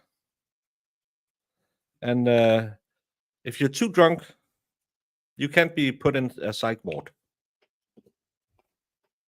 So I don't know if that's because of me, but that's a thing in Denmark, that you can be too drunk to be mentally unstable? Parked under the portico. There's room for about 2 vehicles. I was on the left-hand side, and the entry doors are on the right, double doors. And when I got there, there was nobody there yet. It can end up with you in the prison What is the cell. purpose of you being there? But you can get Basically providing a security escort. Somebody had a concern. I forgot who the initial complainant was on the call, but they had a concern that the patient that is to be released might has violent tendencies or might act out. And if the release goes like smoothly and according to plan, what should have happened that evening? Like when the defendant comes out, what's he supposed to do, or where's he supposed to go? Basically, when he's released, or any patient gets released from the facility, to go with whoever picks him up and leaves. Now, did that happen in this case? No, they did not. Describe to the jury when you first saw the defendant. What happened? Oh, I was standing there, standing by my car on the left-hand side, and you can see into the facility, and people were starting to walk out. And when the doors opened, The thing is, though, a Swede will always be admitted because you can't be Swedish in Denmark without being drunk. That's just how Swedish people are. So we will always. Our standard assumption is they are at a blood alcohol level above 0.25. the young man came straight up to me and approached me and said I needed to be Baker acted. Were you surprised to hear that? Oh yeah, because that is usually people want to leave. Now, how would you describe his demeanor when he said that? He was focused. He had a goal for sure. He was somebody on a mission. He looked at me and said, I need to be Baker acted. I wish some ladies would say that. Were you in a marked vehicle? Yes, sir. And take it you had your marked uniform on? Yes, sir. Did you ask him why he said that? Yes, I did, because it's unusual. He said, I need to be Baker acted because I'm either going to go kill myself and he said his mother. What did he say about his mother? He said he was going to either kill himself or his mother. You know, he didn't name her by name, but he said it's either his mom or his mother. When the defendant said he was either going to kill himself or his mom, were you surprised? Yes, definitely. Did you ask him any questions or respond in any way? Usually when people do that, they have some sort of motive. And so I asked him, so how are you going to do that? And he stated, I'll find a way. I'll find a way. He named numerous methods, but unfortunately I didn't write them down. And so I don't recollect that, but there were several ways he was going to do that. And it was significant what he said. Yeah, he's going down. Now, when he named the different manners in which he could kill his mom, was it like direct? The state of undressed, Tim Swoop. Thank you so much, Gattaca, for gifting Rachel a membership.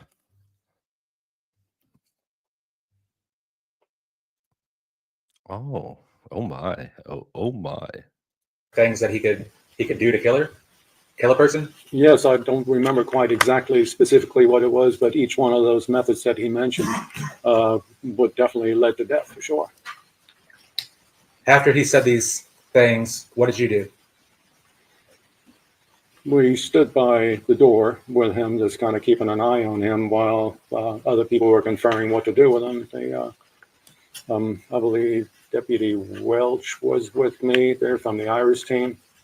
I believe that she took over the secondary Baker Act. This is definitely a liability at this point. So, at that point, when the defendant says the direct things that he's going to do, is he a danger to himself and to his mom and perhaps anyone else he wants to kill? Yes. You mentioned Deputy Welch. Is that Deputy Kerry Welch, also with the Sheriff's Office? Yes, sir. Can you mention a term, the Irish team? Mm-hmm. What is that like?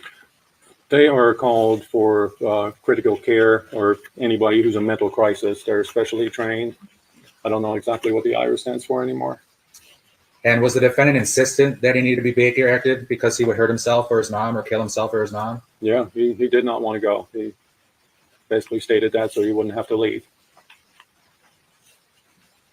So after you were concerned about his own safety and his mom's safety, what was the end result with what happened to the defendant? He was readmitted to the facility as a Baker Act.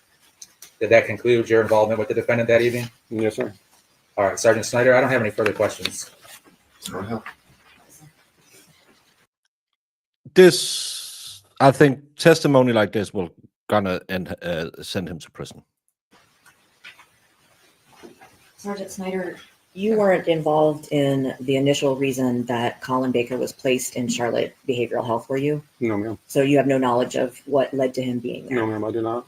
And are you aware that Collin had been trying not to get released from that facility under his Baker Act before you were alerted and told to go there? No, not until he told me. Okay.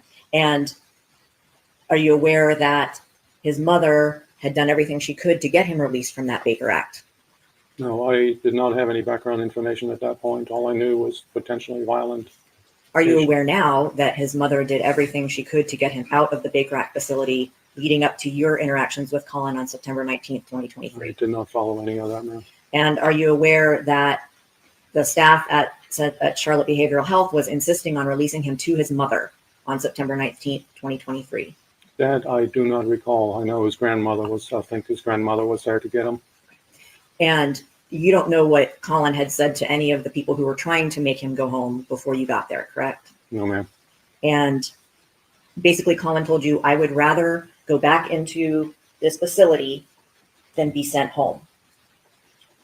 He didn't specifically say that. He said he wanted to be Baker Acted. He Did not want to go home. Apparently, yes. Did he ever tell you he didn't feel safe at home? I don't recall that. He might have said that, but you didn't write it down. I don't remember. I don't know. What I remember is on the short notes. Did you make those short notes? Yes, ma'am. So it's entirely possible Collin told you that I'm afraid my mom will do something to me and I will kill her. I probably would have remembered that.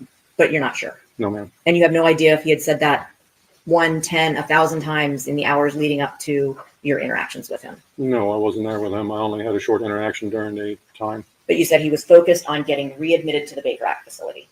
That's what the end goal appeared to be. Thank you. Redirect. Nothing further. Is the witness released? He is Ms. Thornton? Yes. Thank you, sir. Well, they did mention that he didn't want to go home to his mom. They were called Deputy Alexander Sharp.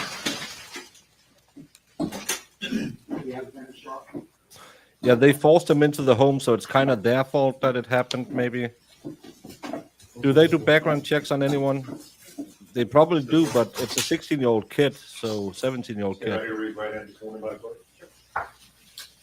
Do you solemnly swear or affirm that the testimony you give in this case will be the whole truth and nothing but the truth? Yes, ma'am. This way, please.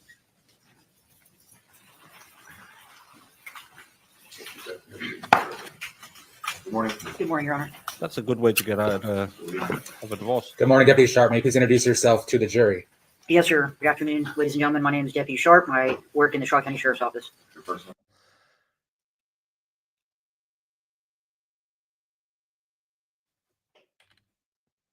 He just didn't have that voice. Good morning, Deputy Sharp. May you please introduce yourself to the jury? Yes, sir. Good afternoon, ladies and gentlemen. My name is Deputy Sharp. I work in the Charlotte County Sheriff's Office. Your first name, sir? Alexander, sir.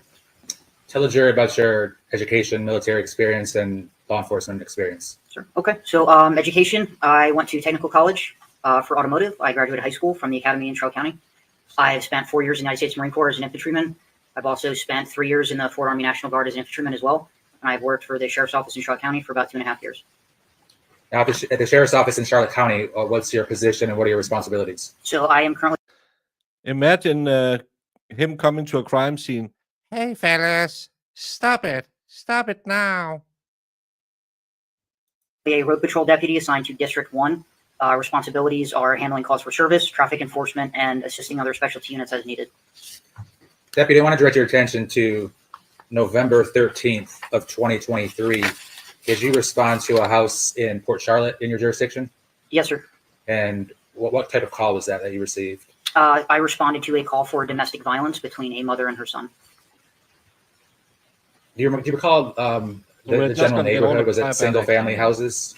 Yes, sir. It was a neighborhood of single-family houses in a residential zone of Port Charlotte.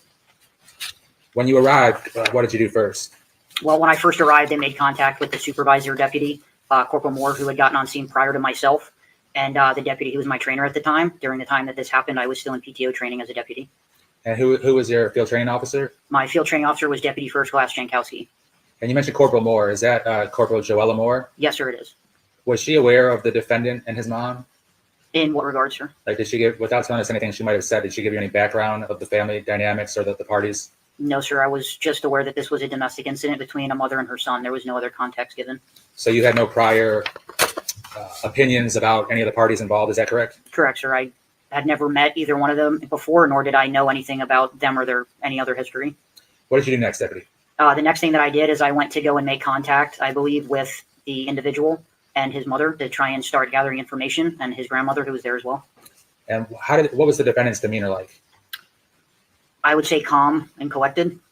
And when you made contact with him, were you inside the house or outside the house? I believe I was outside the house when I made contact with him, as he had left the residence initially when we had gotten there, and then ended up coming back.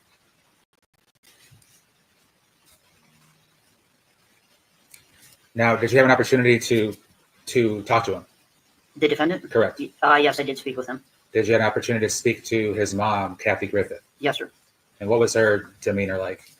She seemed nervous, quiet, scared. From what I could tell, just her whole demeanor, she was still kind of just processing what was going on. Definitely seemed teary-eyed, if you will. When you say scared, did she appear to be scared of you or scared of what her son had just done to her? She appeared to be scared of her son, as she had some injuries that were documented and photographed. And what were those injuries that she suffered from her son? She's had some redness and what appears to be the beginning of bruising and swelling on her stomach. And Kid, can you give that microphone back to the officer so we can get the information? It's me. It's Officer Sharp. Oh, sorry, Sharp. Sorry. abdomen area, as she had stated that he had kneed her in the stomach. And then she also had a small scrape with some dirt on it on her hand, as she said that he had taken his foot and kicked or stomped her hand. Did she tell you why he did that to his own mom? So, speaking with both the mother and the son, what we were able to gather was that she had told him that she was unhappy with his behavior at the time as a juvenile and was going to do some new parenting and wanted to take away his Xbox gaming system and his cell phone. And at the time, he did not like those consequences, so he grabbed his mom and threw her on the ground after kneeing her and then stepping on her hand when she went to get her cell phone.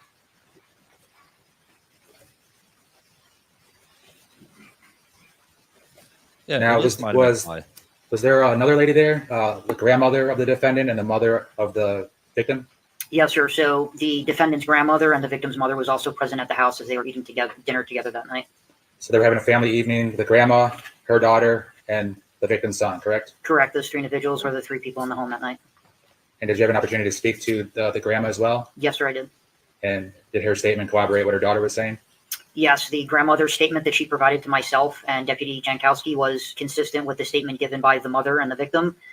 Basically, they stated the exact same thing, that they were having dinner, and she told him that she was going to take some things away for disciplinary reasons, and pretty much gave the exact course of events the same.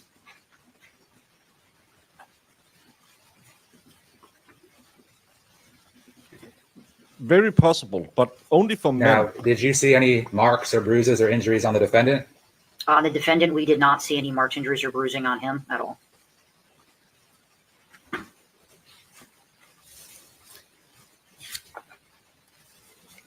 Now, did EMS respond or something like EMS, whether it was the fire department or EMS, respond to treat the mother?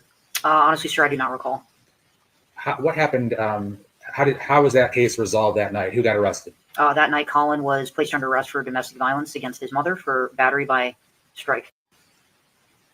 And was he transported to the proper location then thereafter? Yes, sir. He was transported to the Charlotte County Jail afterwards. Was the mom or the grandmother arrested for anything? No, the mother and the grandmother were not arrested. Always the men who Now, get one end of the stick, just because he in can. addition to you and Deputy Jankowski, you mentioned Corporal Moore. Were there any additional law enforcement there you can recall? I cannot recall.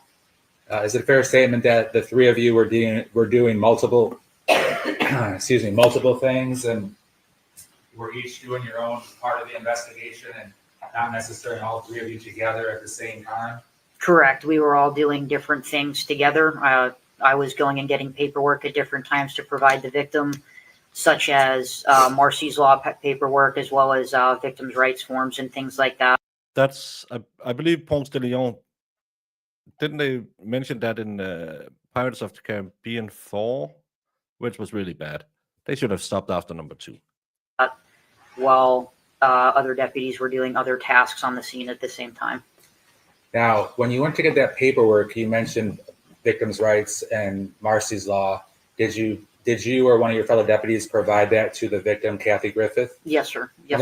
what does that mean? What type of paperwork is that when you say Marcy's Law and victim rights pamphlet? So Marcy's Law is paperwork that advises victims of what their rights are in the state of Florida as a victim, so that way that they know that they have the right to go to different types of trials and hearings, and then different paperwork to let them know if they want to know when the person that was arrested for battering them or whatever crime may be is released from the jail and things of that nature. Without, okay. And then whether it's you or Deputy Jankowski or someone else, is that explained to the victim, Kathy Griffith, and certain questions asked and answers given? Yes, sir.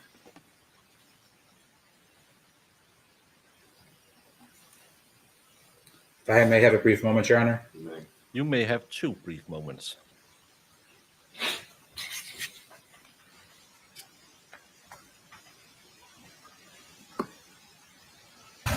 I'm Jimmy. How y'all doing? When the victim, Miss Kathy, was sitting on the couch, how would you describe her demeanor?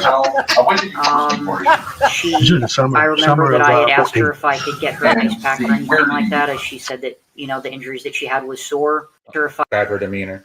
Of course, when just the as I victim, played that, he came back. when the victim, Miss Kathy, was sitting on the couch, how would you describe her demeanor? I remember that I had asked her if I could get her an ice pack or anything like that, as she said that, the injuries that she had was sore, offered to help if I could. I was trying to be, as compassionate as I could be in that type of a situation. She just was very kind of closed off, if you will, and scared. She had advised me at one point that she no longer wanted Collin living with her or her mother, as she was honestly afraid of him. Deputy Sharp, I have no further questions. The guy in the orange shirt is Jimmy. He's known from the lorry shaver, the fire pit case. He was the one who sold her a car, and then she came back and got instructions in driving a shift. If you know what I mean. Cross. Deputy Sharp, in your direct testimony, you made it sound like Collin fled the scene of what happened at his mother's house. But that's not really true, is it? He was the one who called 911. Okay. You don't remember that? I don't recall exactly who the caller was. I know that I responded to the scene though, ma'am.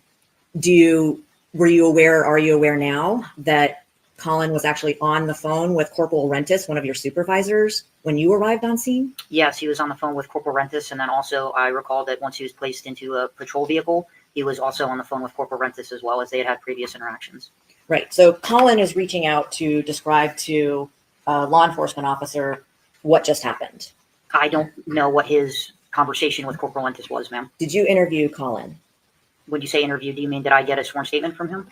Did you just ask him about what happened? I had briefly talked to him, yes, initially. And he told you that his mom punched him before he threw her off of him, correct? Yes, ma'am. Okay. And you and the other deputies who responded, it wasn't like you just went there, said, talk to you, everything matches, so we're arresting him. You were there for hours, right? I don't recall exactly how long we were there, but it was not an in and out situation. Right. And do you remember your supervisor on scene, Joella Moore, saying she never knows how to read Catherine Griffith? I do not recall that statement. But it's on body camera, right? Okay. Speaking of body camera footage, you had one on your person that night, correct? Correct. And it was running the whole time you were there? Correct. Have you reviewed it since you found out you were going to have to testify? I reviewed it when I initially spoke with someone from the state's attorney's office. Okay. So you interviewed Susan Detman, the grandmother, right? Yes, ma'am. Okay. So you know that her statement did not exactly match what Kathy Griffith told you, right? Their statements seem to coincide with each other and align.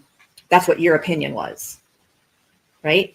That is basically what I wrote in my report, ma'am, yes. Right. But what about what's on body camera footage? That she had told me that they were having a conversation at the dinner table, and that Catherine told her son that she wanted to take away his Xbox and his cell phone so that she could only send and receive text messages and make phone calls, and that they had pretty much both decided that he wasn't going to go on their family vacation.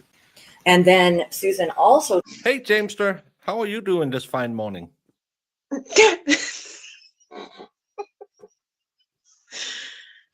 I'm great, Bakester. How are you? So good to hear. Yeah. What do you think about Marty McFly playing a cop here? He is so confusing because he's like, sounds like he's 12. He kind of looks like he's 12 with like a fake mustache on. And spent 4 years in the Marine Corps. Yeah. Was it those little green army men that you called the Marine Corps? Oh my goodness. When he was playing in his sandbox. The sandbox. It's, I have to look up if you can get one of those deputy or sheriff Halloween costumes for kids. I'm pretty sure both the star and the mustache is in one of those. Yeah. It does. It looks phony. Yeah, she sounds like a middle-aged woman. Yeah. Oh my goodness. Told you that as Kathy was reading him the riot act, that Collin stood up and said, "Let's do this." Correct. Right? They both told me that. Okay. But then Susan says she didn't see what happened next because she was going for her phone to call Corporal Rentis herself, right? So Susan had pretty much told me that once he stood up and said, "Let's do this," that she stepped away to go and get her phone. And by the time she came back, they were on the floor. And the only thing that I have between that time period is both what Collin had told me he advised happened and then also what his mother had said. Right. And Collin told you that his mother punched him in the face. Correct. Collin had told me his mother had punched him in the face, but when we were on scene, I did not see any bruisings, marking, or swelling, or any indication that he had been struck in the face by any object. It is possible to get punched and not have redness, swelling, bruising, correct? I guess anything's possible, man. Right. You're not a doctor. I am not. No. Anything's possible. So Susan did not tell you the same thing that Kathy did because Kathy said, "I never touched him. He's just being a brat because I took away his stuff." Right? Correct. The grandmother and mother had both pretty much told me. I'm sorry, ma'am. Can you please rephrase the question? My main point is that you made it sound like Kathy and Susan completely agreed on what happened, which would indicate.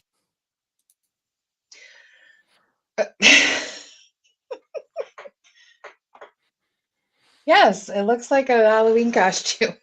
It's only $4.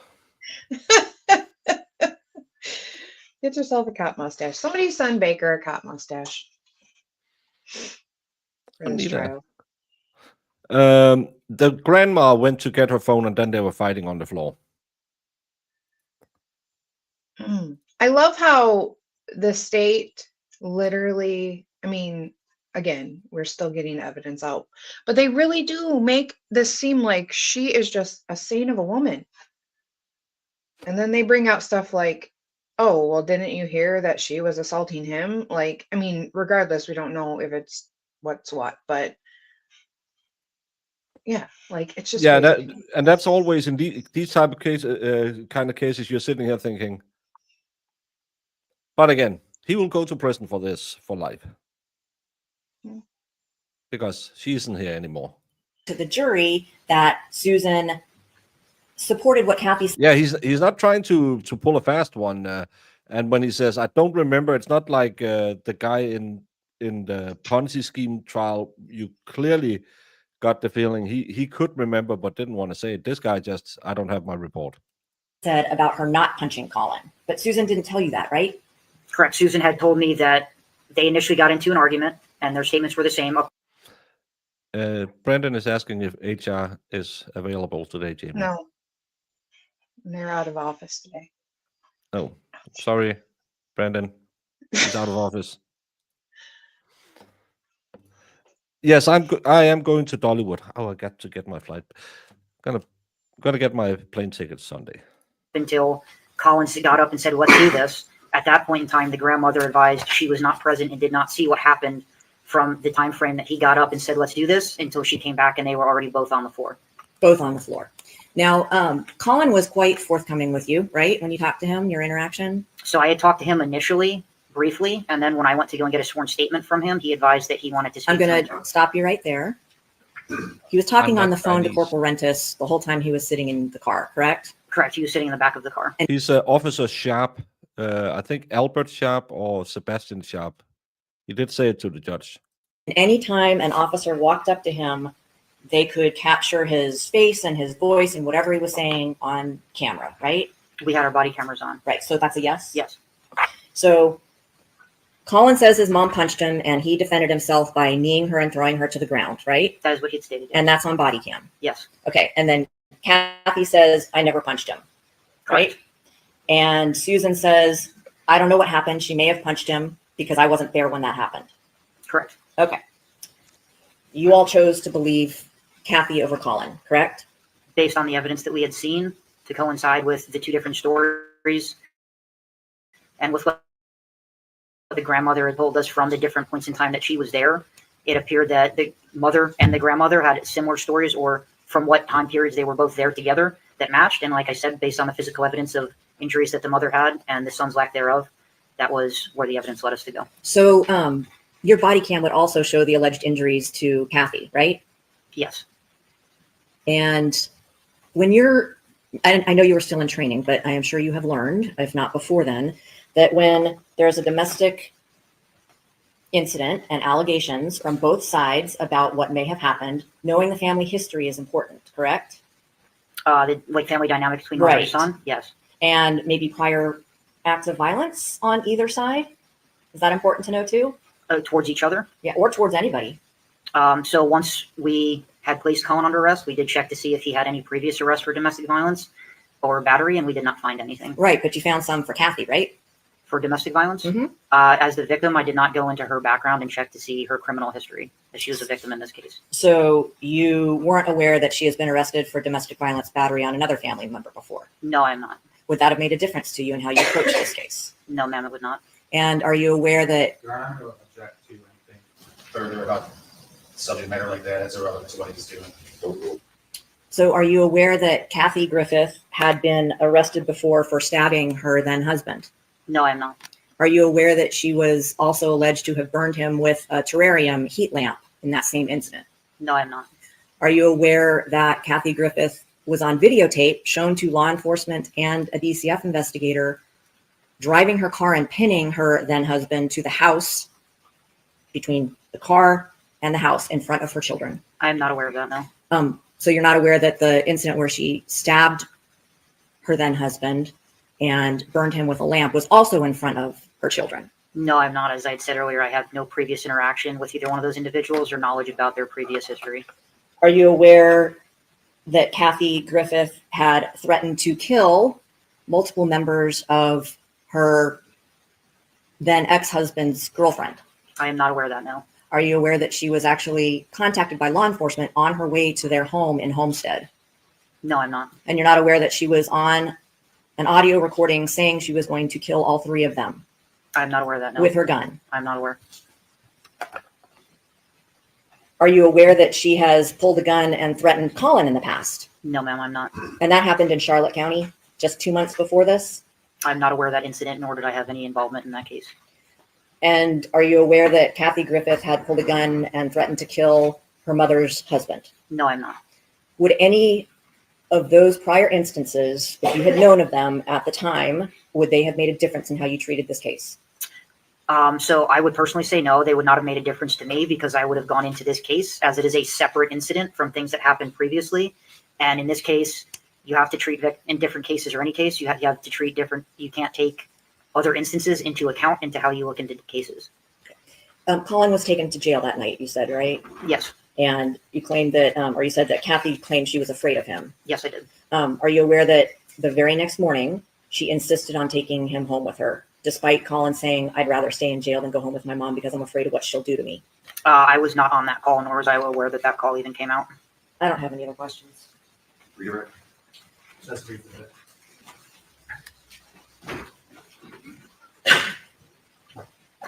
Deputy, are you aware that victims of domestic violence often want their abuser back in their lives? Yes, that happens often. Usually domestic violence, obviously, it's going to be a family member, whether it's a spouse, child, or something like that. And people do have personal relationships. So after the fact, you know, typically people want to try and reconcile issues and fix things. Does that sometimes end up very badly for the victim being abused further? It can, especially when it is situations where it's parents and children or husbands and wives. You'll see situations where you'll have multiple issues of domestic violence, but because it's a family member and someone that they love, it continues to happen and they stay with that person. Does it also unfortunately end in family members murdering each other? It can end in violence in that nature.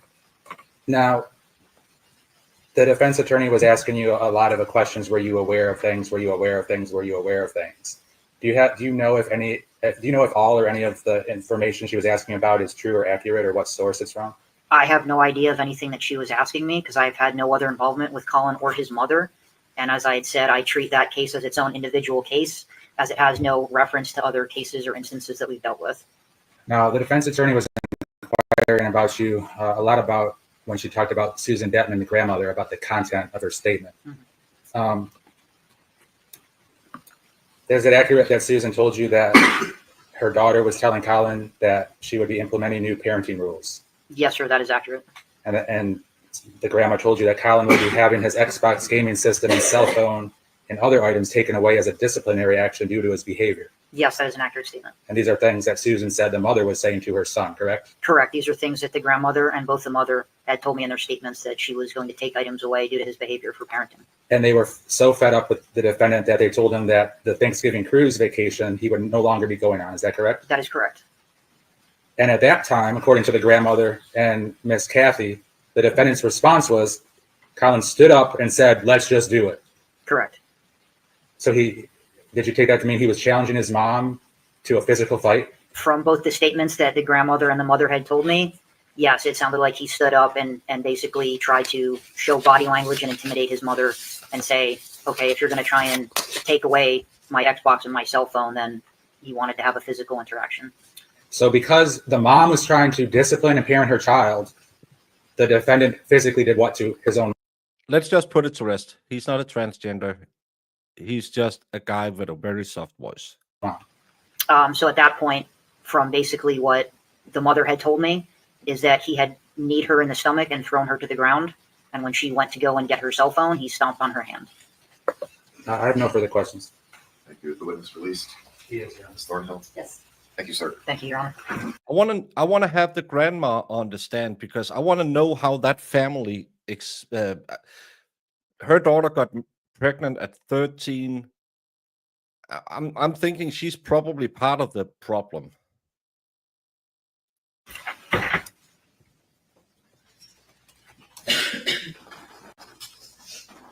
Members of the jury, it's about 10:20.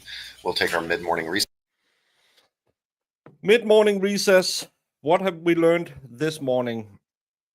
I think we have learned that the state is kind of shady with trying to get stuff in, try to get prior bad acts in that they're not allowed to. The judge made, I believe, 2 okay rulings on that. We have learned that he did get Baker acted and said, I don't want to be put back in the house because something bad will happen, and that he attacked his mother before. I wasn't always the gentle giant I am today. I had my rows with especially my mom because I might have had a slight tendency to drink way too much and do stupid things when I was drunk. And I know now that it was out of concern, but back then I didn't think about it that way. I never attacked my mom. I would never ever attack my mom. I've gotten in fights because of my mom and a guy who threatened her once. So to me, it's just so unbelievable. But again, I want to know about the family dynamics. I feel like that's the thing I'm thinking the most about. Been watching this for 2 hours now, and I'm just sitting here thinking, what's going on inside of that house? Not on the day off, but just in general. Why was he living with his dad in Oklahoma? Was the mom as crazy as the defense claims, or did she just not have the ability to handle him because he was acting out? I still believe he's going to be found guilty because she's not here anymore, and they can get stuff like this in. But I think I need to know what happens. I agree. So yeah. Yes, he's still totally responsible for his behavior, but I'm just thinking about the family dynamics. Also because he pewed his dad. No, I'm not excusing any behavior. I'm just thinking because you can be nature, you can be nurture. It's two different mindsets in psychology. But I'm just thinking also that the grandma is getting her phone when they're trying to discipline him. It reminds me a little bit of that Jodie Hildebrand thing where they were demeaning the kids while filming them. Is it something like that? It's because it's a little bit boring. You sit and tend to think, what the hell's going on? And you make the scenarios in your head that could it be that they were kind of psychologically tormenting him? Could it be why he then ended up doing what he did? Not that it's an excuse, because ultimately everyone is responsible for their own acts, but it's just, I think that's a big what the F part of this case for me. Well, the question too is, was she actually, because they claim she was attacking him, she had a pew. Yeah. So, you know. Early days still. No, this is supposed to be a 3-day trial, so it's not that early. It's halfway through. What was up? This was the what have you seen and heard, etc. Yeah. No. It's and I know there's a lot of what we call dandelion kids that will break the mold and all of that, and it's no excuse that you turn. But again, if the beanie doesn't fit and it maybe been screwed out on a little bit, and you're put into a very toxic environment, it can enhance negative behaviors. I don't know. So I don't know. Yes, and I think if they were going hard for the self-defense angle, there would have been more evidence of abuse happening in the family. They would have more that he had showed up with marks on his body. She had beaten him. She had deprived him of something. It seems more like he's a very bad kid. Probably some kind of I don't know, what we called them when I was young, before we got ADHD and all of the fancy stuff. We just called them unruly kids, because she was trying to change the way she was raising him. And I think a lot of modern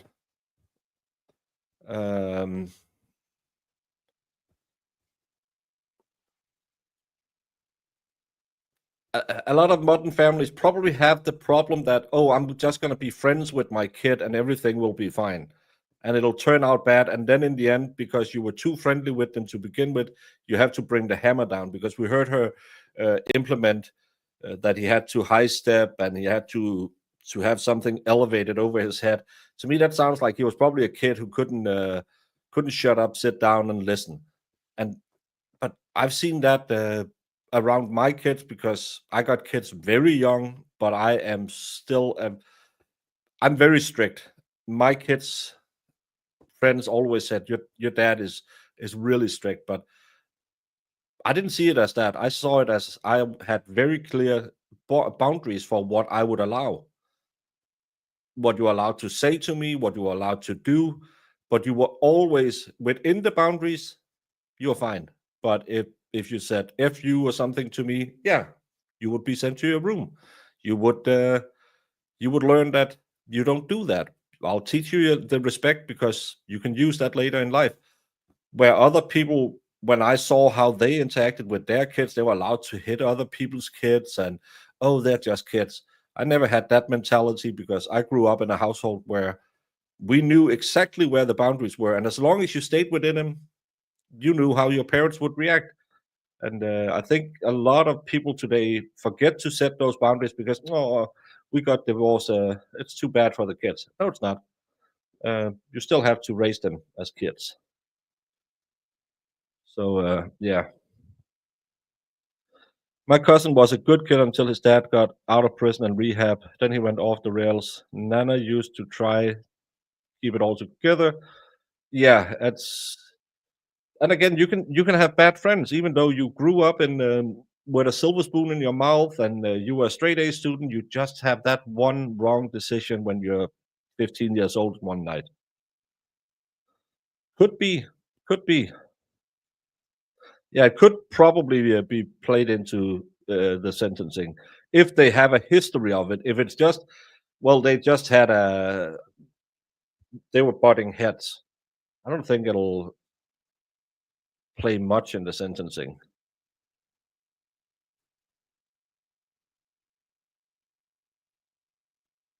But I will.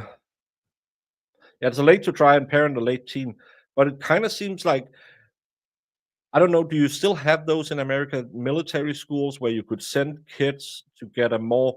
Because I've always said that every kid would have.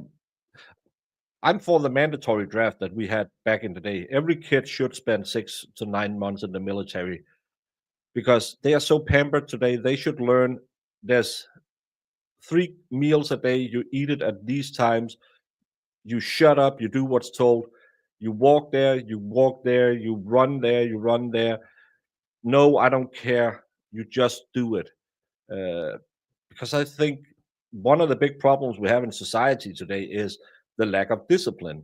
And that comes from bad parenting. And it's not willfully bad parenting. It's just that, oh, I'm going to treat my kid as a friend. And you shouldn't, because they're your kid. They're not your friend. And if you do it for too long, give them too much leash, you can't rail it in again. And then there could be a lot of problems coming out. And yes, kids need very clear boundaries. That's also what behavioral psychology shows, that kids do better in environments where they know the clear lines. They have so many options to choose these days. They can just dating. Well, I just go on Tinder. Jobs. Well, I'll find something. There's always something. I can get a new job. Schools. I don't want to be a pediatrician. I'll go be a carpenter. I can just switch around. Doesn't matter. You don't have these.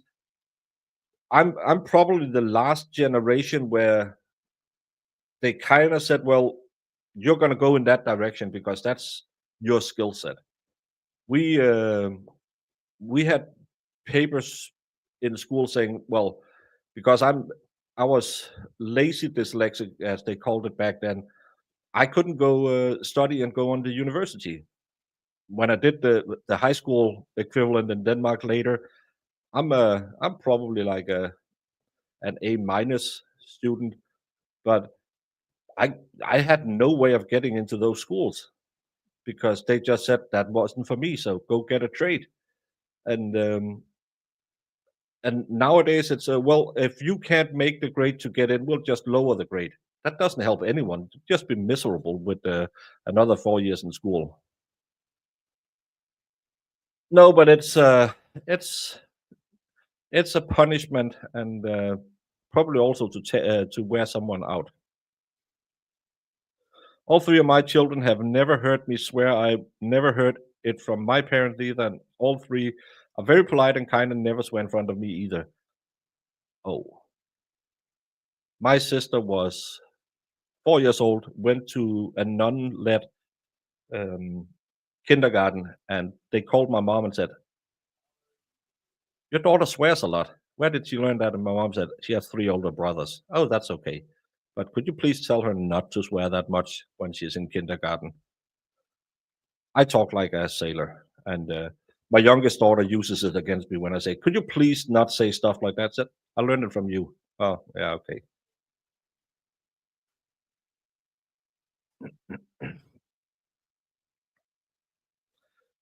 Yeah, it's the nice thing. You shouldn't be nice to your kids. You should be strict but fair. That's that's also what one of my oldest kid said to me one day when I asked her, "Did I treat you bad when I was a kid?" Because I don't know, I was just in a rut of something, and I said, "Was I bad to you?" She said, "No. The good thing we always knew where we had you. I didn't spike or I always had the same temper all the time, and they knew if I put on what they knew was the dad voice, someone effed up."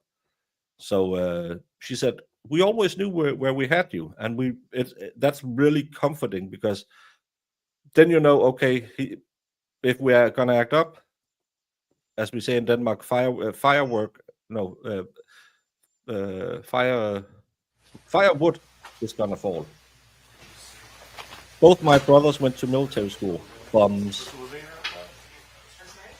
Maybe someone else should also have gotten to military school. What, Jamie? Did you say Brandon should have gone to military school? That's not He nice. should. Brandon is a good guy.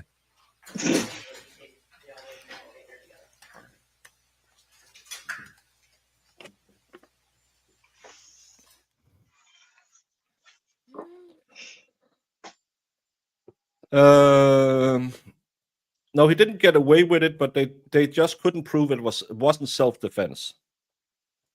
That's the thing, and we have so far no history proven that he had any other problems with the law. Yeah. I mean, I understand there's a victim in all this, but also you don't know the history. No, that's the thing.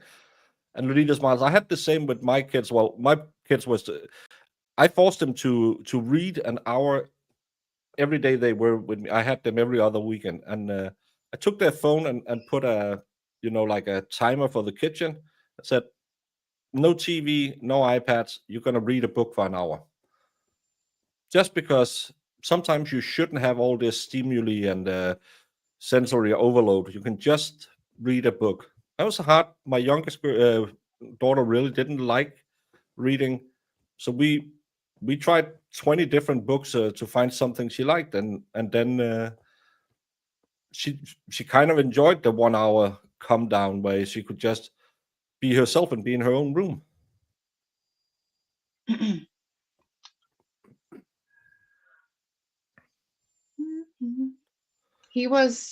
They arrested him and charged him, but they dropped the charges.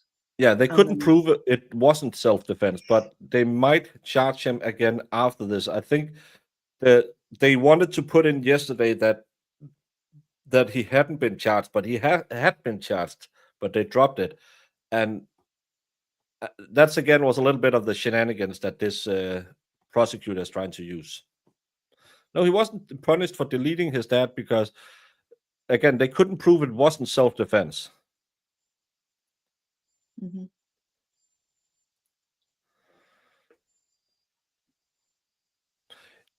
Yeah, that's horrible.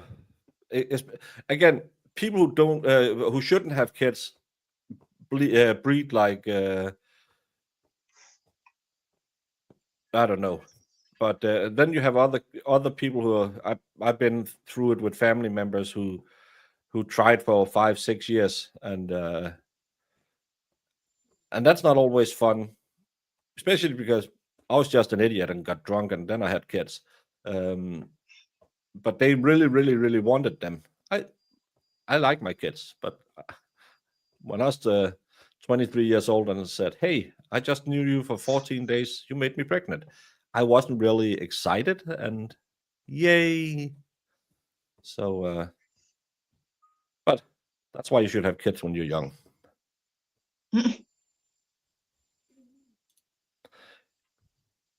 Yeah, and it's good for them to learn to read because it stimulates your brain.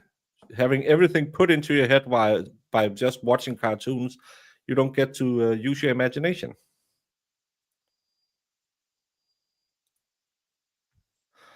I'm going to spoil the heck out of my grandchild, and I'm going to have all the same discussions with my daughter that I had with my dad, saying, Lawyers are present. That didn't happen when I was a kid. Are we ready for the jury? Oh, yeah. We just need a couple of minutes, Your Honor. There'll be one quick thing to litigate. Okay.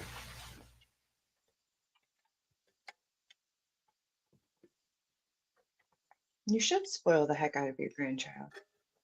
Yeah. It's your daughter that has to hold down the discipline.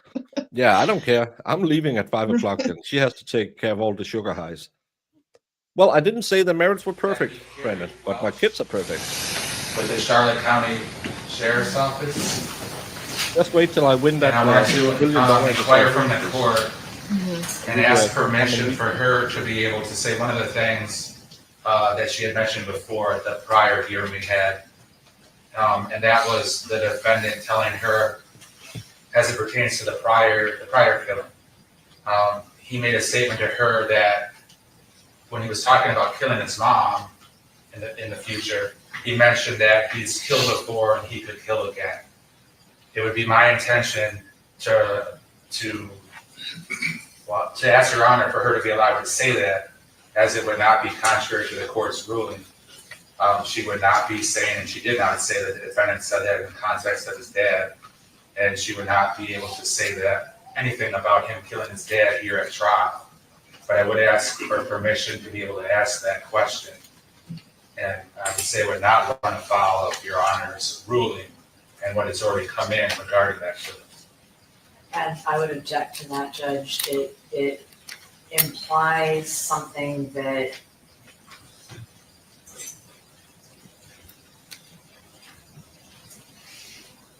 it's a true statement if he acted in self-defense, right?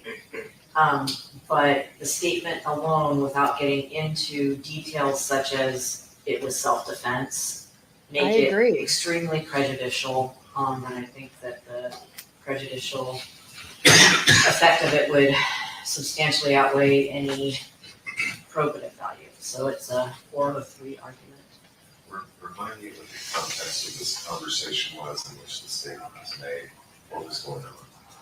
She was talking to him about, it was one of the times when Oh my he would be at goodness. home instead of somewhere else, and I don't remember which place it was, if it was the jail or the psychiatric facility or foster care. But it was him again saying, I don't want to go home with my mom. I'm afraid of what she might do. And I could hurt her. In response, basically, I killed before and I know I could do it again. But once again, there's a whole host of interpretations that if it's allowed in, I would feel obligated to go into, that could mean self-defense too, correct? Which opens a can of worms. Is it fair characterization? Oh my God, get away from the microphone. Griffith was talking about defending himself. I believe so, yes. No, the words themselves. I know there's been some This talk was, about I'm afraid of what she'll do and then what I'll do. Is it that sort of give and take that's going on there? I believe so, yes. But I could. Hey, Hollyball. There was one deputy who testified, and it might have been Welch, who, Is it Crispy Bacon's birthday today? Is it? She says it's a very special day. What is it? What's the special day, Crispy? I don't know. But no, they shouldn't be allowed to just throw that fact out there without any context, without anything. And to really be transparent and say, okay, well, he wasn't charged. We found, obviously, we determined whatever they determined. You know what I mean? Like, that's, you can't do that, because how many of the people heard about him doing that and then automatically think, oh yeah, look what, he's just gonna get away with it with everyone in his family. You know what I mean? Like, come on. Yeah. Tell the defendant that, do you know you can die from infection spread through coughing? And he'll take care of that right quick. It's her birthday. Happy birthday, Crispy Bacon. Crispy Bacon, 21 years young today. Happy birthday, Crispy bacon, happy birthday, crispy bacon, Crispy bacon. happy birthday, crispy bacon. Happy birthday to you Yay. and many more. Crispy bacon with her 21st birthday. See you later, Pimpinella. Hi, Pam. Said that it was not a conditional statement. Oh my goodness. She's the same age as Jamie. Oh yeah. To be 21 again. It's probably not a good idea for me. And Brandon has his birthday in 8 months and 12 days. Jamie, make a note in the calendar. 8 months and get a- 12 days. Why can't you just say the day, Brandon? Because Baker it's does mine- that to me all the time. He'll say, it's 4 weeks from this date. And I'm like, can you just say the date? You know his date. His birthday is 9/11. That's why he's gonna have a fresher on his flying lessons. Oh my God. Jamie. That was Welch. It was Welch? Yes. Okay, so I remembered it correctly. When was our hearing? I have notes. I just 14th and 15th, I think, of January, or maybe the 13th and the 14th. I think it was the 14th and 15th.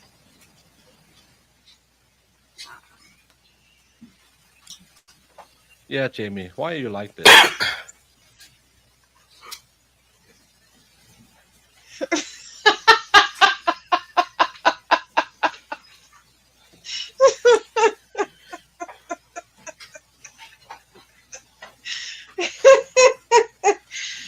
Oh my God, Brandon.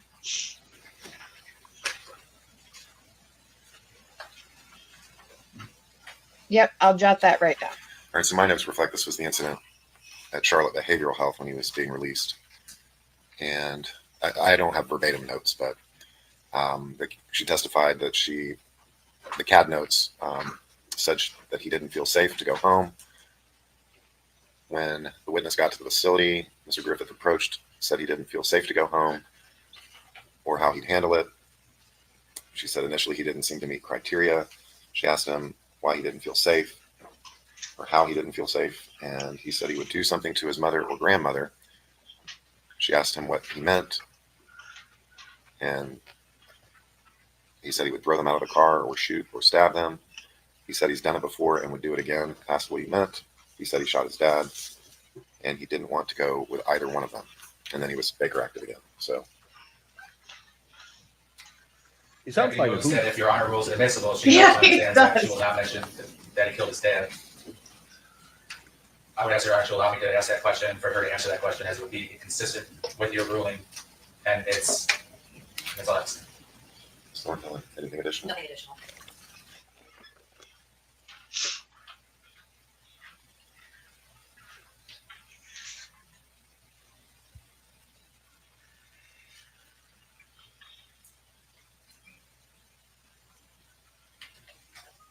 I have a transcript. So if you Yeah, see that? I'm sure it's better than my notes. well, your notes sound pretty darn good.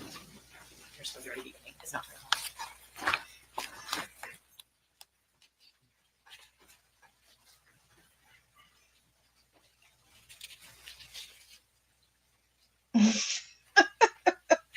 I'm here for you, Inferno. Keep you on your toes.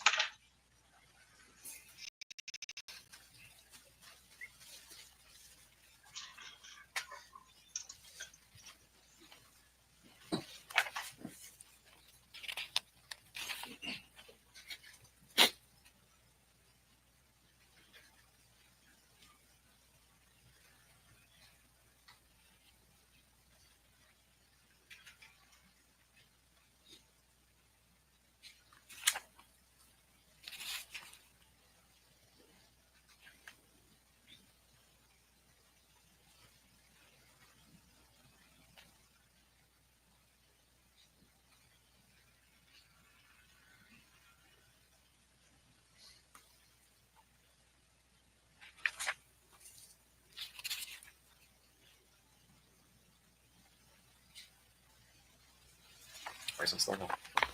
I recognize the statement can be interpreted multiple ways, but isn't that the point? I mean, it is a statement of future potential intent action that I think can be interpreted as self-defense, but it can be interpreted as not self-defense.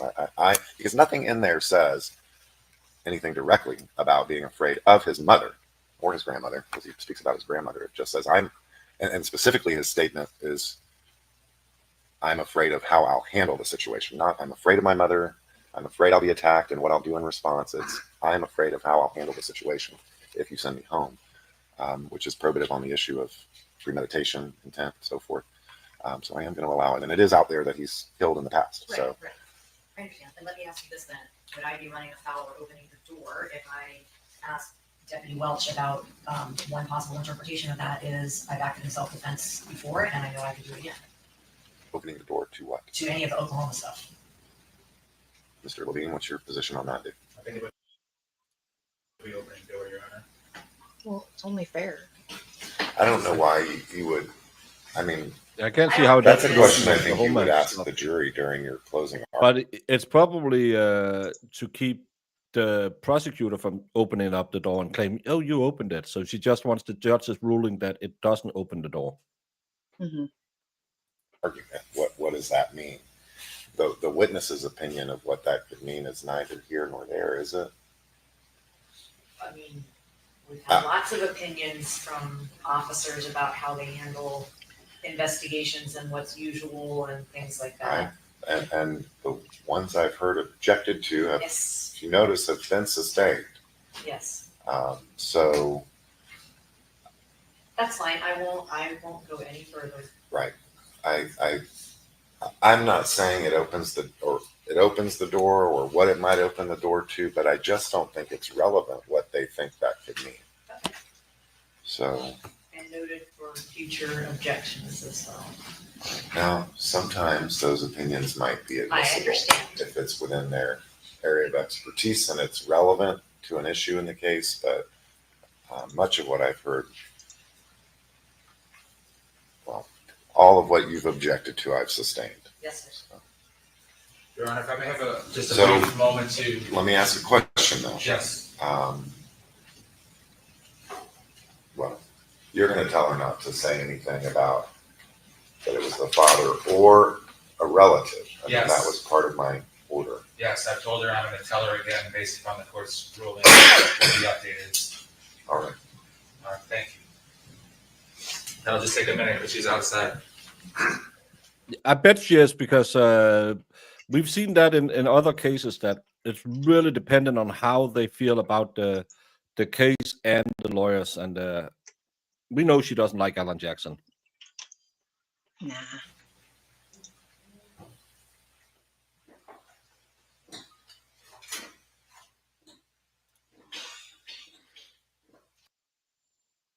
There's so much downtown in it. Downtime.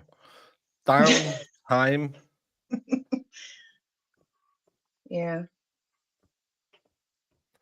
And We gotta go talk to the witness or something. yeah, and tell him don't accidentally say he killed his dad. Yeah. But it's annoying. We don't see the evidence. We're waiting for hours on end. Jamie, wish there was another trial. Yeah.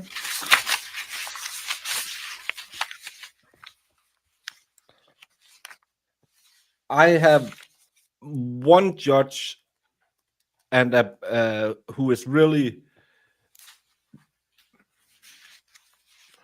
who sometimes can come off like they really don't like the prosecutors, or maybe they feel the prosecutors should prepare better for trials. Not as much with the defense lawyers, but in Denmark, defense lawyers are normally very seasoned and the prosecutors are very young, so could also be that's why.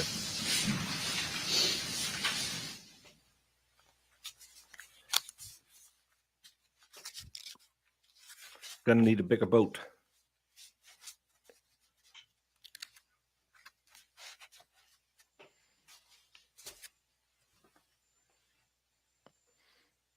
Oh, I'm sorry, Holly. Oh yeah, the first, yeah. But that was that. What's her name? Was it Willis or whatever her name was? I remember watching over on Nick, and they were so horrible, and they should have been sanctioned. Have I read the new motions from the Karen Reed case? Jemima haven't found them to me yet. I've read the exhibits that's been shared online, but I'm blaming Jemima for everything. Jamie, can I file a complaint with HR? I'm at lunch. You'll have to come back tomorrow. So no, I haven't read them, but we will be covering the Karen Reed case tomorrow. This case we can watch on delay. It doesn't matter, because there's a lot of tea in there. There's another allegation about a Brady violation. I actually asked Andrea Burkhardt about it today, and she said, well, technically it's not a Brady violation because, as I read it, because of the time we're in now, but she doesn't think it's going to be as big a thing as I might have thought, but it's going to be very interesting to hear the motions tomorrow. But she was very much also a little bit, what the F is going on in that case? And I saw both Know Your Lawyer and Emily D. Baker were really mad about it. And they are normally the most fence-sitting, if you can say it that. Don't take it the wrong way, but they are they'll go very far down the road until they say, okay, clearly one or the other side is correct. Seated, please.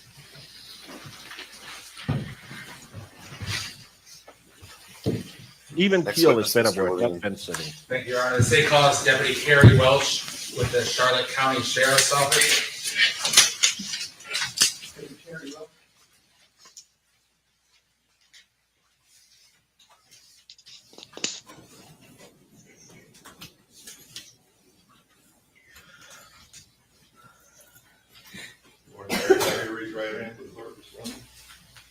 Do you solemnly swear or affirm? Yeah, what Andrea answered me was, Bev won't care about the potential Brady violation because she'll say none of it was none of the withheld stuff was outcome determinative, so it was a harmless error, and that's probably what Bev's gonna rule.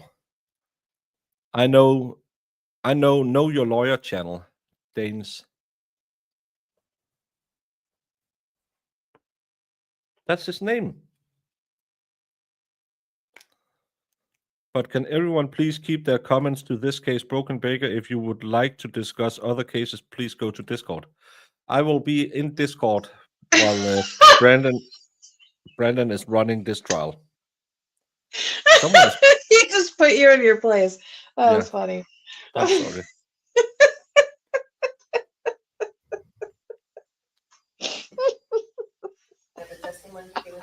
He got me that time. I never he never sounded so serious right now.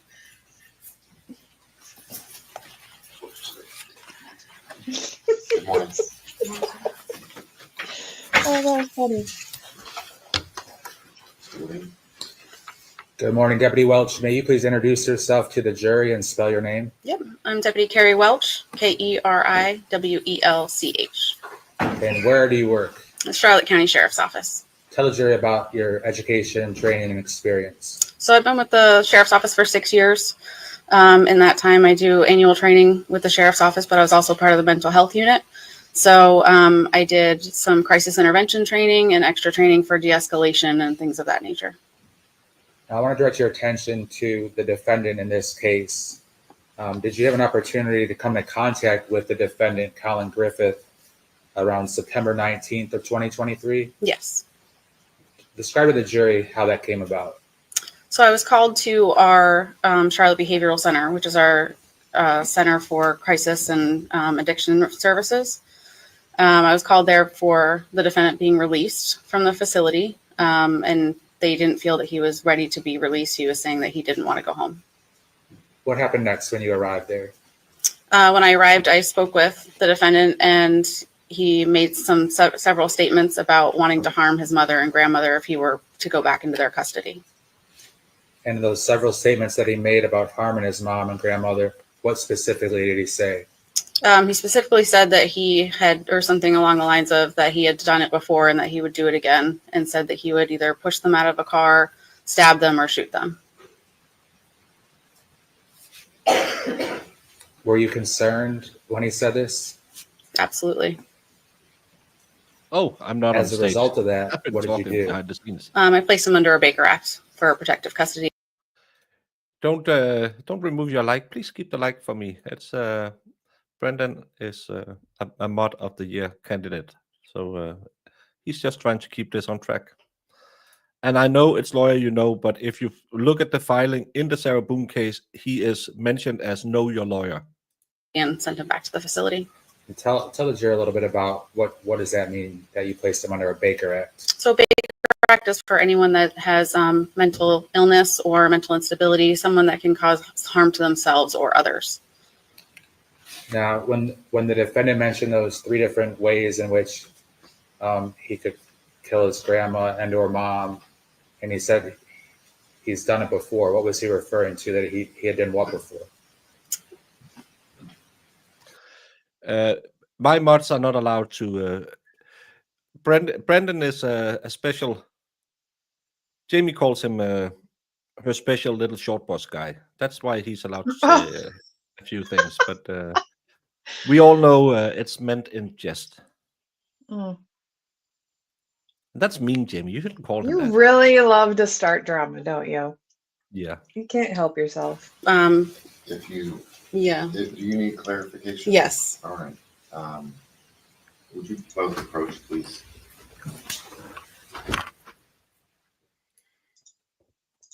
No, I've seen him on YouTube, but I don't know him. So false advertising, maybe potential lawsuit.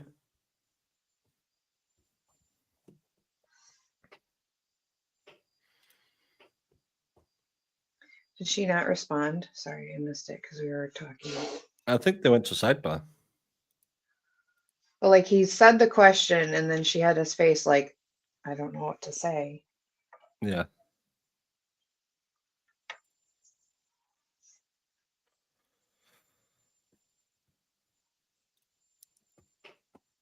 I do. Brandon is actually quite a swell fella. He just likes to stir the pot. And as a non-pot stirrer, sometimes it's good to have a pot stirrer on board, because I have never ever tried to start drama by maybe. No, I'm not going to do that. Thank you.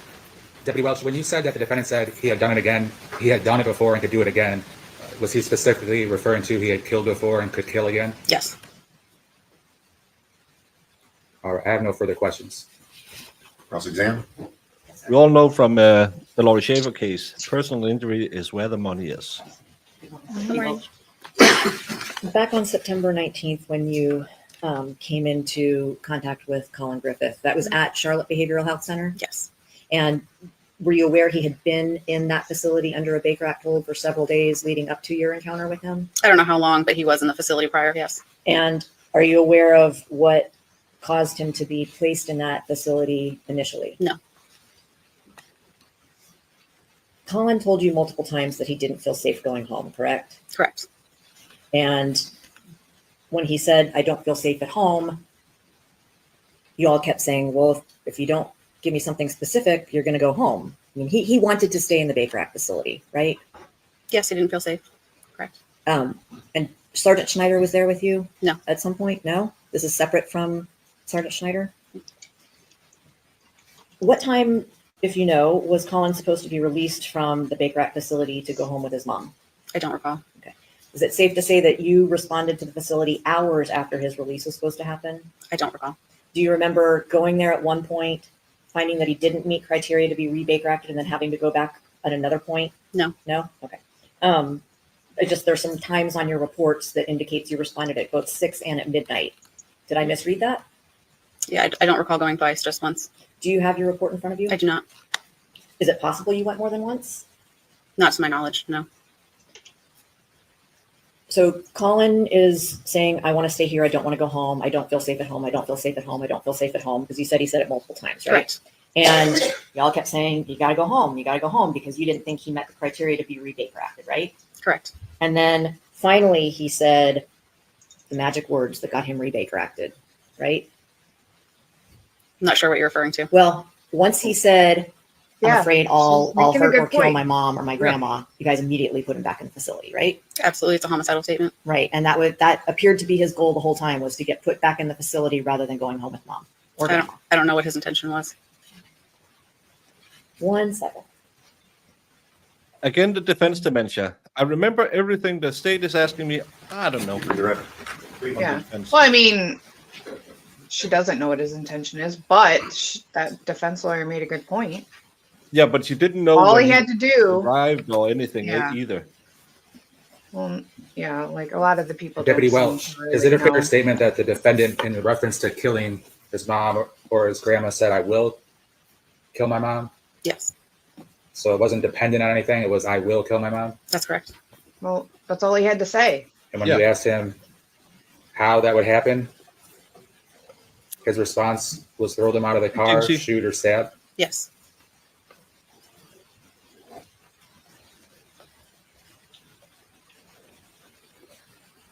And is that when he said that he killed before and could kill again? Yes. All right, I have nothing further. Is this witness released? Yeah. Yes, sir. Ms. Thornhill? Yes, sir. Thank you. Thank you. Yeah, he said exactly what he knew would get him kept in this facility when he wanted to stay there. So that's kind of how I see it. Call Detective Lacey Zenoniani with the Charlotte County Sheriff's Office. Clearly, in hindsight, we see what happened, but still. Yeah, if they had stopped that night and he did not alive his mom, they would say, okay, he was just trying to get admitted. Yeah. Raise your right hand. Sworn in by the clerk. Do you solemnly swear or affirm that the testimony given in this case will be the truth, the whole truth, and nothing but the truth? Yes. I wonder if she knew that at that. He couldn't ask about that. Hear what you said. Good morning. Good morning.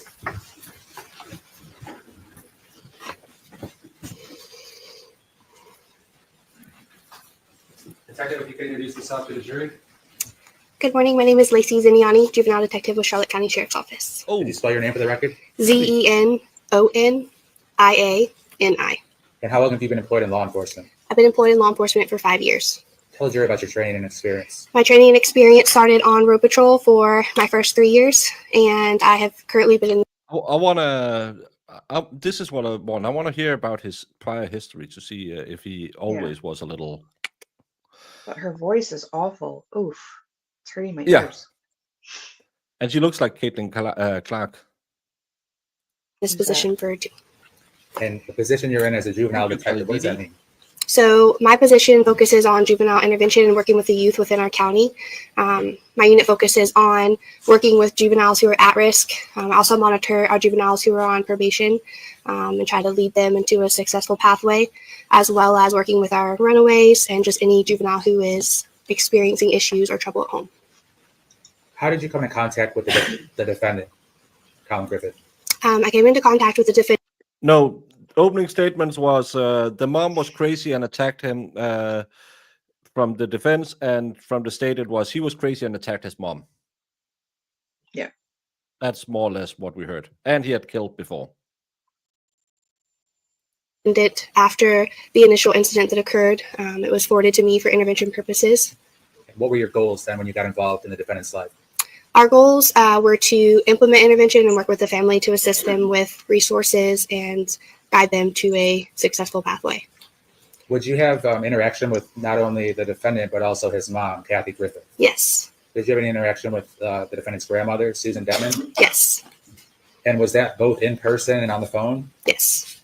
Describe to the jury the accessibility part of your relationship to the mom. And Yeah, it's a horrible thing. Hope everyone is safe, that everyone knows. The defendant. So I spoke with the mom and the defendant very often.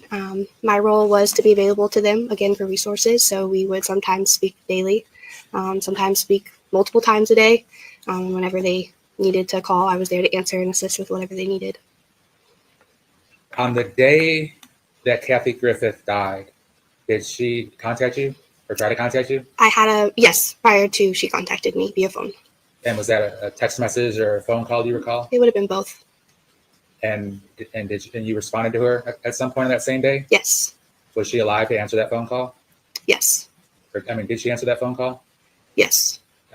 Towards the end of the day, did you ever call or text her and she didn't respond to you? Yes.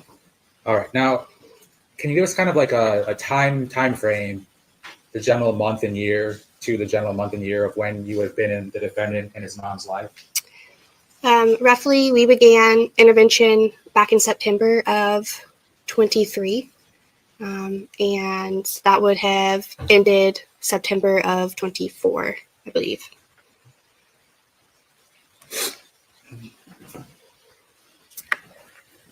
Did the defendant ever make statements to you or in your presence that concern you about the violence he wanted to inflict upon his mom? Yes. And what do you remember him saying? I don't recall specifics, but there were comments that if he returned home or back into the residence with his mom, that he wouldn't be able to control what had happened or that he would harm her. When you say he wouldn't be able to control what would happen, do you mean how he would act? Yes. So why put him back in the home? Did the he system mess say up? anything more than harm her? In terms of, did he say he would hurt her or kill her or anything There specific? were comments that he would kill her. And did he say to you or in your They're presence? red flags, like crazy. Like, and you're just like, nah, it's cool. Yeah, it's been a year. He hasn't unalived her yet. Why should he do it now? Come on now. On more than one occasion that he would kill her? Yes. And did he make those statements that he would kill his mom on different dates? Yes. What type of time period do you think he made those statements in terms of how many days, weeks, or months at a time period did he repeatedly say he would kill his mom? I don't know any specifics, but it was often that the comments were made. It was the defendant made those statements often? Yes. And when he would make those statements, what would be your response? We would just try to work through with him and mentor him about the opportunities that he had for his future and how to work through the situations at hand and the consequences that would result from those comments. Did it appear that he would get angry when mom would try to take away his video games and cell phone and things of that nature? Yes. Was that a reoccurring source of discontent on the defendant's part? Yes.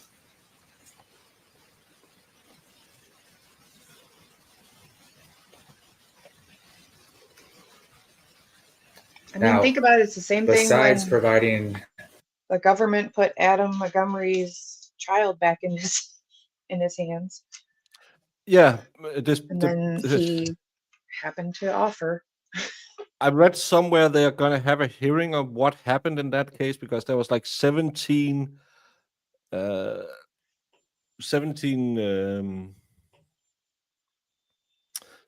different things that came up, and she was at a foster family who would want to keep her, but they, let's just chuck her in a car with a drug addict and two other kids.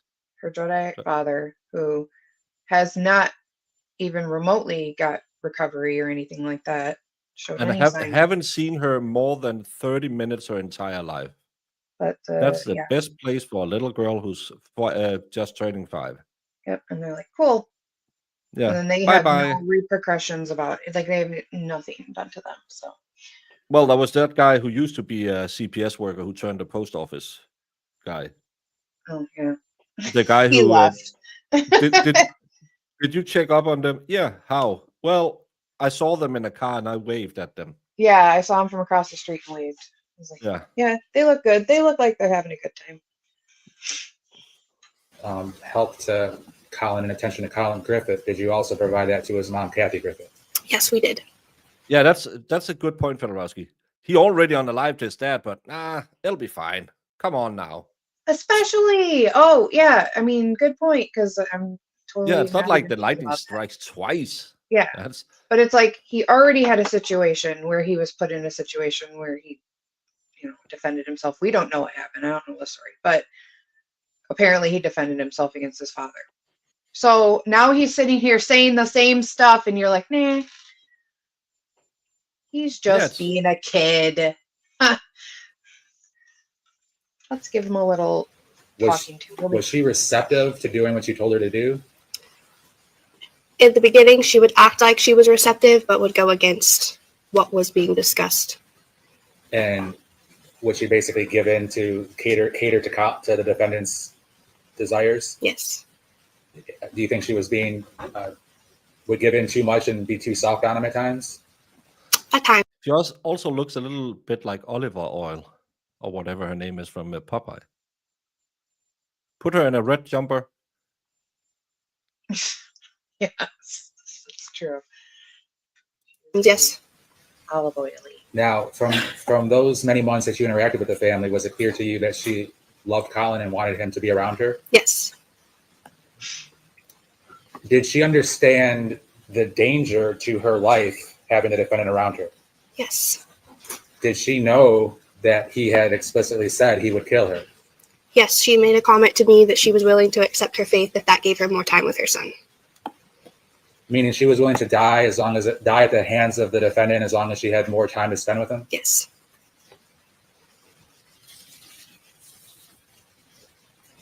Now, getting to know the family a little bit, did you become aware that there were also good times between the defendant and his mom? Yes, the family frequently went on vacations such as Disney cruises. They went on multiple cruises together and other family trips. Would they both tell you about going to the movies or having movie passes to be able to go to the movies together? They thoroughly enjoyed going to the movies together. Whatever flaws Kathy might have had, was she trying to be a good mom? I believe at the time she was doing her best, yes.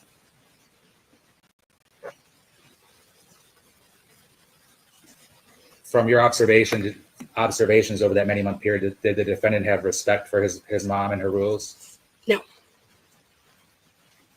All right, Detective, I don't have any further questions for you.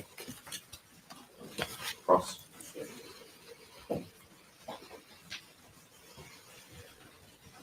Yeah, where's Brutus? Good morning. Morning. Detective Zanoniani, you talked a little bit about your role in the juvenile division. It's sort of a special role in the sheriff's office, isn't it? Yes. Because you're doing your best to intervene to help families make it through a difficult adolescent period often. Yes. And the resources that you provide, which is your job, right, is for both parents and the kids. Yes. So it's not limited to just the kids or just the parents. Well, it mainly focuses on the juvenile itself, but taking it an extra step further to make sure the parents have what they need to follow through thoroughly, yes. And sometimes problems that children appear to have are related to their parents or how they were parented. Yes. Is that fair? Obviously, you got to know Kathy and Collin Griffith pretty well here over the year that you were involved, right? Yes. Sorry, you need to answer out loud so the court reporter Yes. can take it down.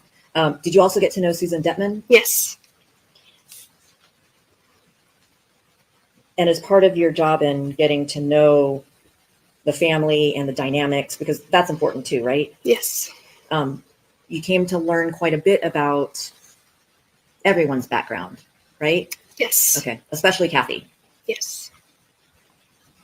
And did you actually seek out information about Kathy's past in your efforts to provide resources to both her and to Collin? In the beginning, yes. So you became aware of some prior involvement that Kathy had with DCF, right? Yes. And it's fair to say that in most, if not all of those prior DCF involvements, it involved Kathy being violent or aggressive towards other family members. Yes. And many of her actions that caused DCF to become involved were committed in front of her children.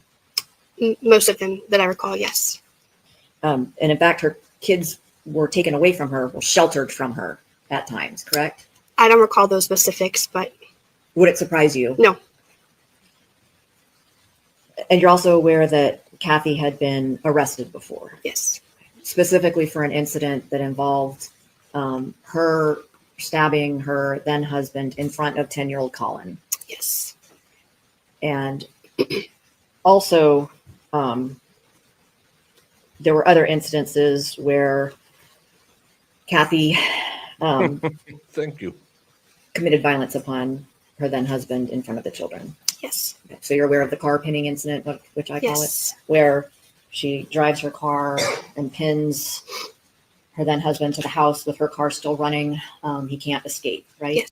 Brutus is the bad guy from Popeye.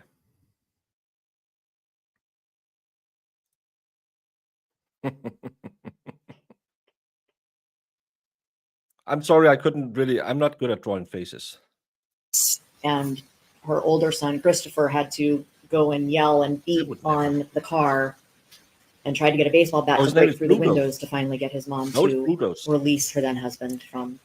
I don't recall You are those so very mean for specifics, doing but I that. do recall minor details of the report. Yes. Why? And you're I'm also trying to be aware a that professional. and then I Kathy look up Griffith had. and you drew a Well, let me shirt. say it this way: the Charlotte County Sheriff's Office responded a lot to Kathy's call. Is that fair? Yes. And one of those times didn't actually happen at her home, but she had threatened to kill her then ex-husband's girlfriend's family. Are you aware of that? I don't recall specifics on those details. Okay, so you don't recall a Charlotte County Sheriff's deputy contacting her and trying to convince her to turn around from going to Homestead to kill the. I can't find really anything about it. I looked a little bit, but can't seem to find an article. Just that the dad's girlfriend left the house and then they came home and he had pew-pewed him. I really need to know more about the dynamic, but what we can get here is it was a crapshoot in that house. And I think the DCF or DC, yeah, that's what you call it, right? DCF. Yeah, they dropped the ball on this one. They knew he did something bad before. He said he didn't want to be in that environment, and they put him back in that environment constantly. But they will go free as they will in every other case because it's the kids that's the problem. It's never the social worker. This lady went to a fancy school and got a degree. No real life experience, don't know anything about kids, but she has all the right books at home. 3 members of the family? I don't recall that, no. He needed extensive therapy. What about an incident when Kathy claimed that someone had committed a crime upon her and called law enforcement? Are you aware of any of those instances? Yes. Okay. So, for example, you're aware that Kathy claimed that her then husband's paramour had strangled Kathy and that she had video proof of this woman strangling her. Well, some ladies like that. I believe I recall something similar, but again, I don't recall specific details on those. But the takeaway from all that is that Kathy called police claiming that she had been strangled by someone else, but the video proof she. No, but you probably raised him from the beginning that the mom would show him what hell looked like if he did that. I think the problem is this lady got her first kid when she was 13. She's probably one of those moms who is a friend of their kids, not a mom. Was clear being that that young too. You're not mature Remember enough. that? I don't recall No, that. I think she was 19 when she got Collin. I thought she was way younger. I thought they said 16. No, that's his older Would you brother. say that Kathy, in your interactions with her, definitely wanted things to go her way, or she was not going to have it? Yes. Okay. So sort of her way or the highway? Yes. It's also fair to say that she really, really, really wanted Collin to stay with her. Yes. She knew that Collin did not want to live with her, correct? Yes. She knew that he had said he didn't feel safe with her, right? Yes. And she still wanted him there at all costs. Yes. Even despite the things that you all told her he said. Yes. Yes. In your opinion, as somebody who provides intervention for families either in turmoil or distress, or if there's been an arrest, do you think it was a good idea for Collin and Kathy to live together? We did everything we could as far as intervention purposes, working alongside of our mental health unit and with DCF, and that was the decision that was made. Who made it? DCF returned him back to his home. We had resources we could implement in the time being to help guide them. I can't speak on who made it specifically. But your personal opinion. I'm confident that we did everything we could. I don't know that I feel comfortable giving my If it personal had been your opinion. decision, you would not have Yes. allowed them to live together, correct? Correct. For both of their safety. Yes. Including Colin's safety from what Kathy might do to him. Both. Yes.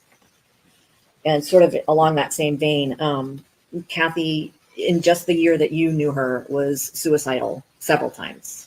There were several suicide incidences, yes. So when you say instances, it's not just her saying she's suicidal. She actually attempted suicide several times that you are personally aware of. Yes. So overdosing on oxycodone, for example. Yes. Mixing it The oldest with son was 13.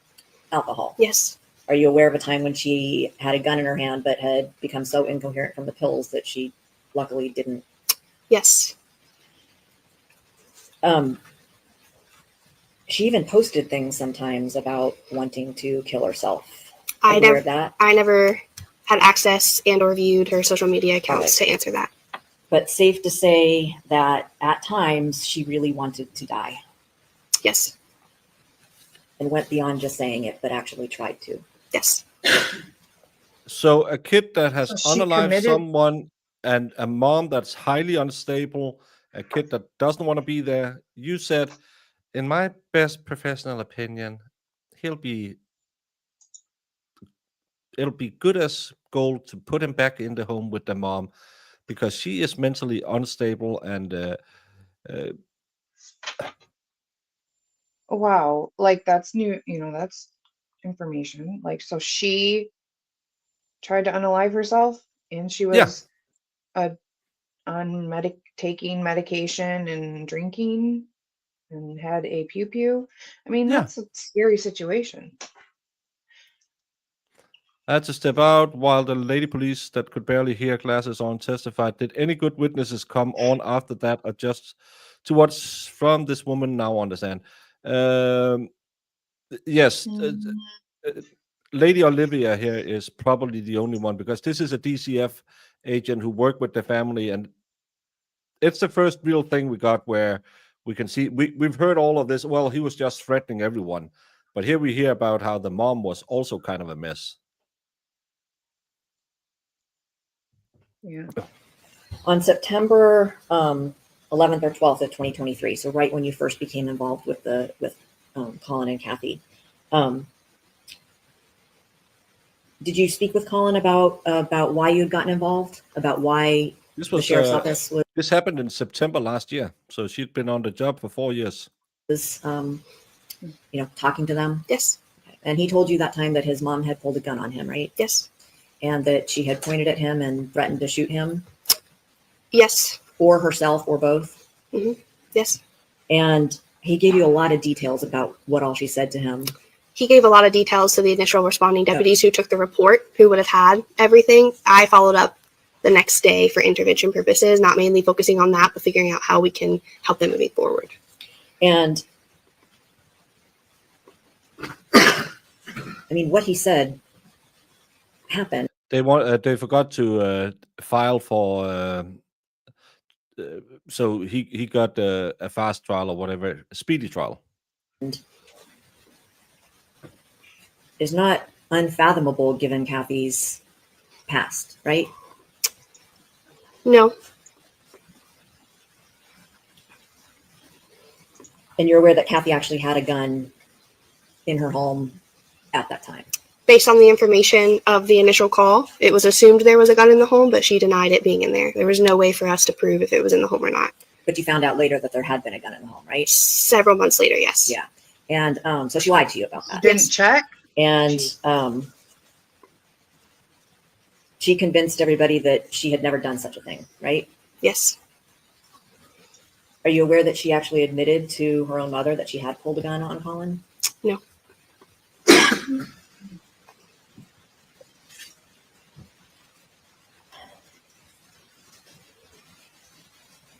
When you first became involved reasons. with Collin and Kathy, Collin was in the Baker Act facility, right? Yes. And Kathy was not being cooperative with the efforts that everybody was making to make sure that she was safe, that Collin was safe, that things were being done to make sure nothing bad happened to either one of them, right? Yes. So, for instance, she wouldn't sign medical release forms for people to be able to communicate about Collin's treatment if any was needed. That's correct. And when the when Charlotte Behavioral Health Center wanted her permission to try some different medications with Collin, she refused, right? Yes. And at that point, he was only 16, right? Yes. So she had to make those decisions for him. Yes. And in fact, she was so desperate to have Collin back with her, despite everything that happened, that she hired a lawyer to get him released from Charlotte Behavioral Health, right? Yes. And that actually happened. Yes. But Collin kept saying, I don't feel safe going home. I'm afraid of what she might do to me and then what I'll do in response. Right? Okay. And then another time, I think it was part of that same episode, Collin actually got placed into a place called Sandy Pines. Yes. And what do you know about Sandy Pines? Sandy Pines is a residential facility on the other coast. Usually your local mental health facility will complete a packet. Our mental health team would be able to answer this a little bit better than I can. But they go through a formal process and send them away to this residential facility to obtain help. And your understanding of it is that it's a 60 to 90-day program? Yes. And that's designed to get the maximum benefit from it, correct? As opposed to, say, Charlotte Behavioral Health and Baker Act, which is usually just a few days to get someone past whatever acute problem they're having. Correct. Kathy checked Collin out of Sandy Pines after 3 days, right? It was very quickly, yes. And against medical advice, right? Yes. And against your advice? Against all of our advice, yes. Everyone's advice? Yes. All right, so But you're checking why? in regularly with the family on November 12th of 2023, so the night Amy, that if you haven't Collin found out, was the mom is arrested kind of for cray-cray. battering his mom. Like, why did she need him back so much?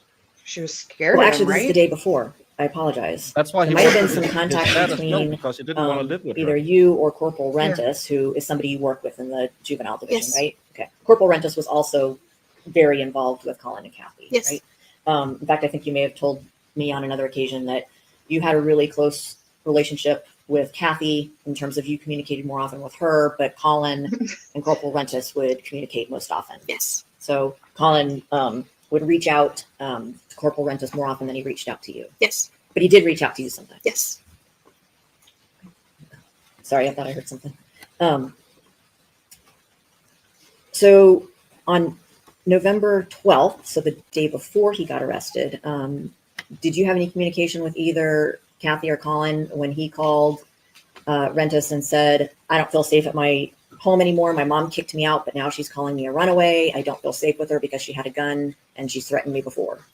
I don't recall specifics of our phone call because, again, we spoke almost daily, if not every other day, but they would reach out when things would escalate so that we could try to guide them through the process. Okay, but that particular, you do remember an incident shortly before Collin was arrested for domestic violence battery where his mom kicked him out. Yes. And he said, then when she started calling him a runaway, he didn't feel safe going back home because of the gun incident. And law enforcement got involved that day as well. Yes. And nobody checked for a gun that day either, right? I can't speak for who was there. Okay. But you are aware that Collin actually went with Susan that night. Yes. To her house in, I think Yes. to her Auburndale house. Yes. And Okay. Susan is her grandma. And was right? the recommendation at that point for Collin to stay with Susan for some length of time, or was it kind of up in the air?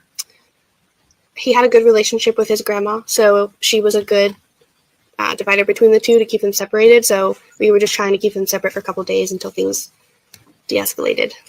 Are you Yeah, aware 'cause that Mom sounds like she Kathy doesn't know how to demanded control that herself Susan bring either. Collin home immediately the next day? Yes. On the 13th. Yeah. And were you involved in any of the discussions about that?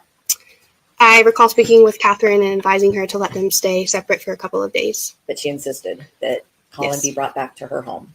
Yes. Are you also aware that she punished Collin for not coming home quickly enough? I don't recall specific punishment other than taking his gaming equipment away, if that's what you're referring What to. about corporal punishment? Are you aware of any corporal punishment she inflicted on him? No. Really? So not a belt whipping incident? I don't recall a belt whipping incident. And speaking of that, if Kathy claimed to Susan, who witnessed the belt whipping, that when Susan said, hey, don't do that, and Kathy said, no, it's okay, Rentis told me I could do it, would that be something you would expect? That's Corporal not Rentis something to- Corporal Rentes would say. It's not something No. he would say? No. Okay, so if Kathy said that to Susan, she would have been making it up. Yes. Then on the 13th, we know Collin is arrested for the domestic violence battery. And he said that his mom had punched him, and in response to that he kneed her and threw her off of him. Yes. Yep. And given Kathy's history, that's not, once again, unfathomable, is it? No. I mean, she's being honest. On the 14th of November, so the day that Collin got released from the jail, you're aware that he told jail personnel, I don't want to go home with my mom. Please don't make me go home with my mom. I don't feel safe with my mom. I'm afraid of what she'll do to me and then what I'll do in response. I wasn't there for that specific situation, so I can't really speak. Remember, both sides have not an obligation, but they will do whatever they can to paint both these people as the most horrible persons in the world. So other than taking him on trips, we haven't heard much positive in that household. Yeah. On their behalf. Are you at least aware that it occurred? Yeah. And it's a really good stress ball. Jail personnel made him go home with his mom. At the time, again, I wasn't there, so I can't speak on that behalf of what happened there. Well, Collin's at home with mom when Charlotte County Sheriff's deputies have to respond to the home because the jail, I think, realized maybe that wasn't such a good idea to make him go home with mom and asked them to go check. Were you a part of that? No. Going to check? Were you aware of it at any way? Not at the time, not at the exact time, no. But you found out about it later? Yes. And you're aware that as soon as the sheriff's deputies get there, that Collin is doing standing marches right in front of Kathy, holding weights above his head. I remember a comment being made about it, but again, I wasn't there during that specific time. Did you ever speak with any of the deputies who responded to the house that day? No. No? Okay. At any rate, you're aware that Collin ended up being Baker acted again on the 14th because he said, I'm afraid of what my mom will do to me if she comes at me, if she abuses me, if she attacks me, I will defend myself. I may hurt her. That same day, I know you're aware of this because you actually, I think, made the call. Kathy overdosed on medicine, right? Yes. Okay. So she ended up in a Baker Act facility on November 14th, 2023. Yes. Over the next few months, you're aware of the ups and downs between Kathy and Collin, right? Yes. And they went back and forth with who would be taking care of him, to the point where eventually Collin's lawyer, you know who Jeff Ratkin is, right? Yes. That was Collin's lawyer for the domestic violence battery. Yes. Actually, let me back up then. So on the domestic violence battery charge, it seems that Kathy was a little inconsistent in what she wanted to see happen with that charge. Is that fair to say? Yes. So sometimes she wanted the book thrown at him, take him away, lock him up, whatever. But then other times she wanted the charges dropped completely. Yes. Okay. And it wasn't always predictable what she would want. Correct. More suicide attempts throughout the next few months on Kathy's behalf, right? Mm-hmm. Yep, she got Baker acted several times, overdosed more than once. More than once, yes. Okay. So during this time, Mr. Ratkin is representing Collin in the domestic violence battery case, and eventually Collin gets put on probation. But that's not until several months later, right? Yes. But in the meantime, as Kathy's not sure what she wants to happen, you're aware that both Kathy and Susan signed an agreement to have concurrent custody of Collin, right? Yes. And that's called the 751 plan? Yes. So both people who are taking on the responsibility or the duty of caring for a child have to sign in front of a notary for that to happen, right? Yes. And they have to file the paperwork with the court system. Yes. And then eventually a judge either agrees with it and signs an order or says, no, I don't agree with the concurrent custody. Yes. In this particular case, you're aware that a judge did sign off on the concurrent custody agreement. Yes. So that meant that both Susan and Kathy at any time could be caring for Collin, and it would be legal. Yes. They could each make medical decisions for him at any time. Yes. And enroll him in school, things like Yes. that. And neither one needed the permission of the other to do any of those things. Correct. So DCF got involved again in February of 2024. You know what incident I'm talking about? Can you specify? Well, it's the time when they actually found a gun in the home, the gun that Kathy claimed wasn't there, and DCF got called out, and Kathy actually claimed that Collin had attacked her and battered her again. Does that incident sound familiar? I don't recall very specifics. She may have told DCF that, or admitted to DCF at the time that she had a gun in the home, but I wasn't there, so I don't remember specifics. Actually, I thought maybe you were there. Didn't you find a gun at her home one time? After the fact, yes. After what fact? After working with him for a while, she admitted and willingly gave us the gun to hold into our evidence for everybody's safety. And when was that? I don't recall. Okay. Specifics. But after she told you that she didn't have a gun in the home, you Yes. didn't actually retrieve one? Yes. Okay. And you have no idea if she bought another gun or had another gun or? No, I mean, I can't speak on what she did. Okay. Behind closed doors. So I'm talking about the incident where Kathy claimed that Collin had battered her. She called law enforcement and tried to get him arrested.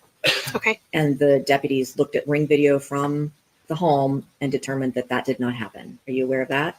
Briefly, yes. Okay. And that DCF thought that Collin should stay with Susan or someone else for a while. Yes. But Kathy wouldn't allow it. Correct. Once again. Correct. Okay.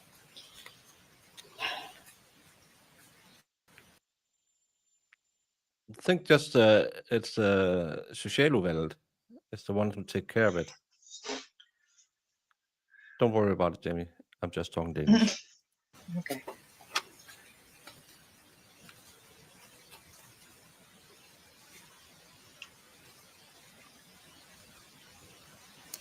Are you aware of any other times when Kathy made false allegations? Nope.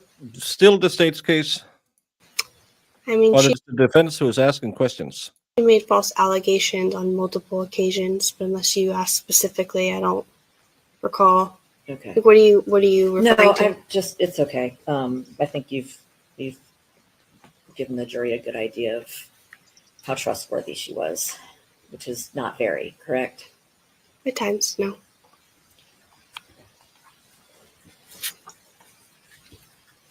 Would you say that she was erratic in your experience with her? I would say she was very undecisive. So erratic is not a word you'd use. Well, what about the kicking Collin out and then? I think if it's the ones who take away the kids, it's called like paragraph 18 udvalg. So Turning around and calling him a runaway because she kicked him out. think about it, Jamie. That's pretty erratic. Yeah. Yeah, and Yes. she did that more than once, right? Yes. Including when she knew she had kicked him out and he was with Susan. Yes. She'd call him a runaway and. Yes. My little runaway. Did you say she was unpredictable? Yes.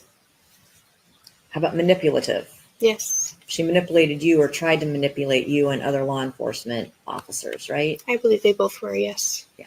Okay. Yes. Fair it's enough. learned behavior. What about sort of self-sabotaging in terms of what she wanted and how to Yes. accomplish that?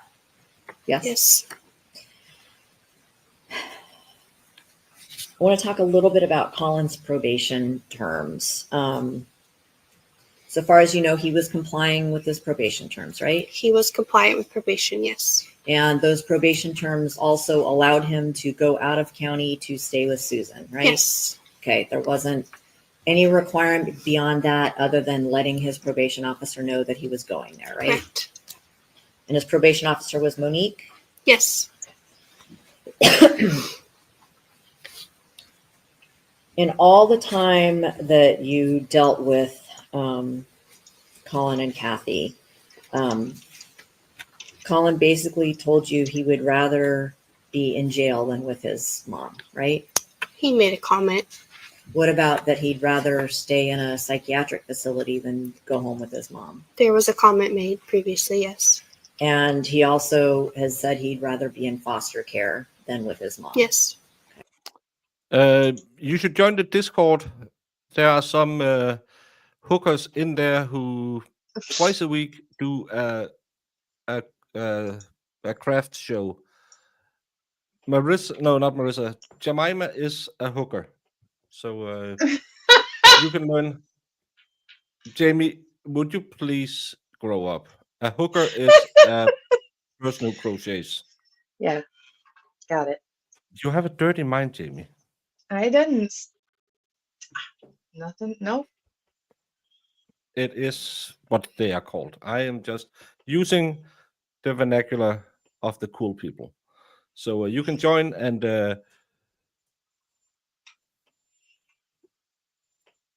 I did change it to Jemima. But Sue and Jemima is sitting in there. I think it's most of the time they're just drinking wine and gossiping. But no men allowed unless they are allowed. And that's because he felt unsafe. I'm a hooker and a hoer. That's because she also removes her weeds in her garden. With her? That is because he felt unsafe and they just did not get along. They Right. didn't agree or respect each other. Okay. But let's talk specifically about these statements Mr. Levine asked you about, him, threatening to cause harm to his mom. Every single time you heard one of those, it was always prefaced with, if she attacks me, or if she harms me, or if she comes at me, Yes. I will harm her. Yes. Okay. So indicating that he would utilize self-defense if she attacked him. Yes.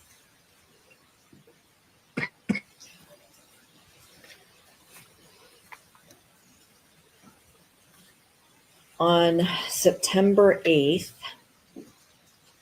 of 2024, so the day that Kathy died, you were communicating, let's say on September 7th into the early morning of the 8th, you were communicating with both Collin and with Kathy, right? I was spending time with my family during the day, so I did not have my phone until several hours after this had initially started. But weren't you talking with Collin via text?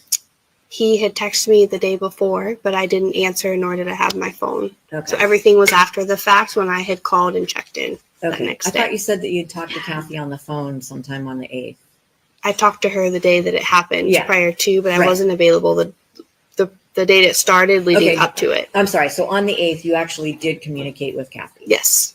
And you told her that she should let Collin stay with Susan. Yes. Which was perfectly acceptable, both legally under the 751 plan and under his probation conditions. Yes. And she just wasn't having it, was she? No. She was going to make him come home. She was going to do whatever she wanted to do at the time. You told her there was no need to go up there herself. I told her to just give it a couple of days and let everything de-escalate. Okay, but she didn't listen, right? Right. I think it was the higher ups who didn't Kathy let her made do what some was necessary. claims via text and maybe even to you, I don't know, on September 8th, like that Collin was a runaway. Did she ever claim that to you? Yes. But that wasn't true, was it? No. She also claimed that Collin had stolen his car. Yes. And that she was going to get him arrested for stealing the car. Yes. But that wasn't true either, was it? No. She made claims that she had sold the car. You aware of those claims? Not specifics, Okay. but I'll move on. What about that? She specifically made a claim that law enforcement, meaning your sheriff's office, had told her that if Collin was not back at her house by 10 a.m. on the 8th, that she could be arrested and that you all were going to get involved because Collin was a runaway, and it would have been 24 hours then. Well, that's a weird statement. You defend yourself with the nearest weapon. Sometimes it's one of these. Sometimes it's a 7-inch stapulator. Sometimes it's a 50% Ledicillin dispenser. It's It's whatever you have. Sometimes it's a cast iron skillet, not unaliving advice. No, but I don't. if if your life is at risk, you're gonna snatch whatever. I mean, I know for a fact that I know exactly where my knives are if I have to. I mean, because I don't own a. Yeah, Pew so pew. does Irish. I have a baseball bat. I have a pretty nice swing, so Jamie used to bat 500 in softball. yeah. She was all-state and got a full boat scholarship to the Ohio State because she Oh got my a. gosh. She could hit a curveball. MG couldn't hit a curveball, but Jamie could hit a curveball. Speaking of, I had to call them earlier. I had called the Ohio State University Medical Facility, and they had that on their little message while you're waiting. Go Buckeyes! I was like, ugh. You were screaming at the answering machine. No, no, No. Cornhuskers all the way. Oh, that was funny. I thought you got a kick out of that. I was waiting to tell you later. It saved your day to yell at the answering machine. That is wrong, sir. I will not. I will I don't recall no. the specific details that she would get We're arrested. sounding like Okay. Brandon So when they took his safe to place say in you never the- told her that if Colin wasn't Creeping at her house by assault. 10 a.m. on Sunday, September 8th, she would be arrested? No. Okay. No, And that law enforcement gave her until 10 a.m. to get him back? no, that's incorrect.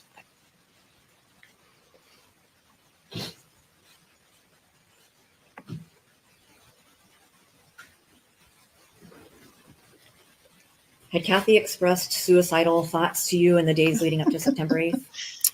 I don't recall suicidal thoughts leading up to the day. No. No. One second.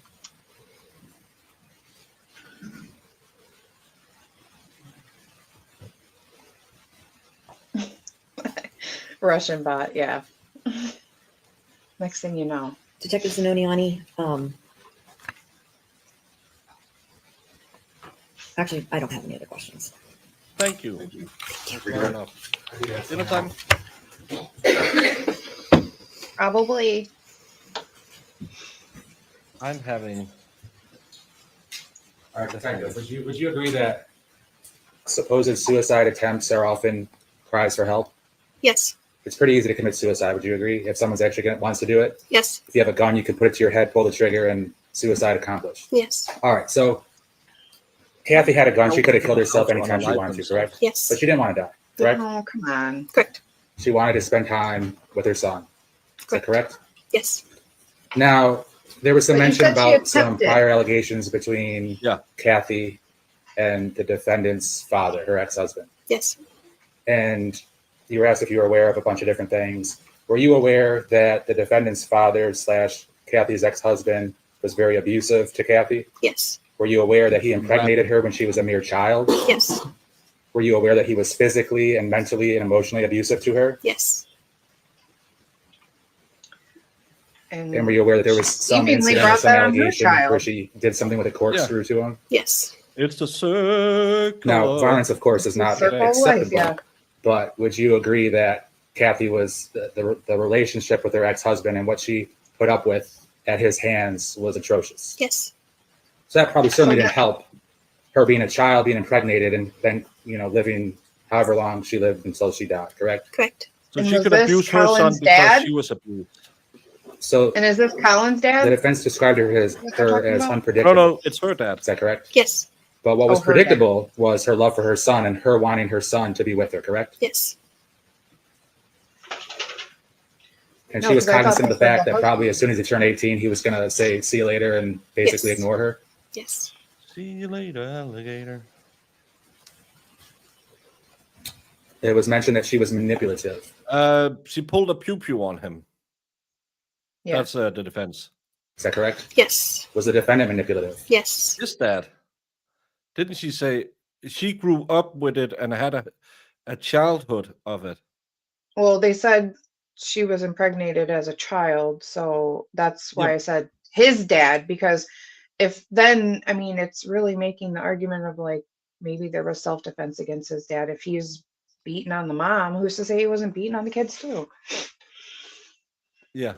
Who did the defendant show respect to? His What's his what? grandma. Okay. And what set of people? Of higher authority, people who had a lot of money.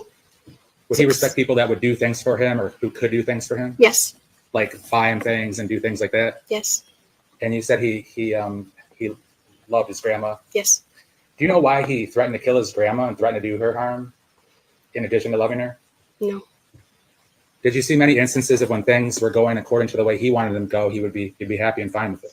Yes. Did you see many instances of when somebody tried to Well, that's discipline him or take something anybody away or would tell him no, he would get feel that furious way. Yes. and be immature and lash out? I jumped out of the car once because I got mad at my mom. Yes, I the car mean- was moving. Is it a fair statement that he sure loved going on cruises with his mom? Yes. He sure loved going to Washington, drunk. D.C. and Philadelphia and the He Caribbean was and all yelling. these different I jumped out of places the with his car. mom? Yes. He enjoyed vacations. He enjoyed the food, going out to eat. Is that correct? Yes, they took a lot of vacations together. He enjoyed basically unlimited Starbucks drinks, coffees, cold drinks, sandwiches that his mom would buy him. Yes. He loved the fact that his mom bought him computers, correct? Yes. He loved that she got him an Xbox. Yes. He loved that she got him a cell phone. Yes. He loved the video games. It doesn't and make all her that stuff, less correct? of a Yes. psycho if she's But he acting didn't the like way chores, she's right? acting. Correct. Like And abusive No, it's- people give presents and say I'm sorry all the time. I had a buddy of mine whose dad was a raging alcoholic, and he gave him everything except a good home with love in it. Yeah, I mean, He that he just had kinda all makes me the mad. he got all the satellite channels. He got a computer. He got all the Nintendo systems, but he never ever had a dad who treated him well. And the mom did running into walls quite often when dad was drunk. Yeah, You I know how mean, women are. They should be frolicking on the beach, start frolicking in their house, and just slams their face right into a wall. It happens all the time. yeah, I get Or it, maybe but he also, ugh, punched her around a bit. that just bothers me. Yeah, it's just not a good excuse that, well, they gave them everything. Yeah, there's a lot of rich kids who had everything that turns out really bad. Well, yeah, I mean their mean, parent they loved gave them. him everything, but then you just had a whole spiel of hearing that this woman was trying to unalive herself. She had a pew pew. She was doing pills. Like, come on. Yeah. Do they hook out on the street corners? No, it's only in Discord you can meet people who hook. Like, I was hooked this little muffin top. Daddy. I bought all the extra streaming channels for my dad just to keep him quiet. And he didn't like weed eating in you're the a good backyard or daughter. taking out the trash or keeping his room clean, correct? Correct. So God forbid he had to do any of those things. That would anger him, correct? Yes. So he would prefer to not have anyone telling him what to do. Is that correct? Yes.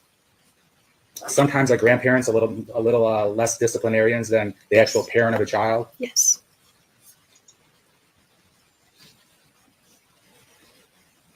And despite knowing that she might be signing her own death certificate, she still wanted to spend every moment with her son until he killed her. Ah, come on now. All right, nothing further. Sign Witness your own release. death certificate. Yes, sir. Courtroom. He's on standby, just in case. I mean, No, we're not. release from your subpoena, but you're free to go for now. You'll get a call if you're needed back. Okay, thanks.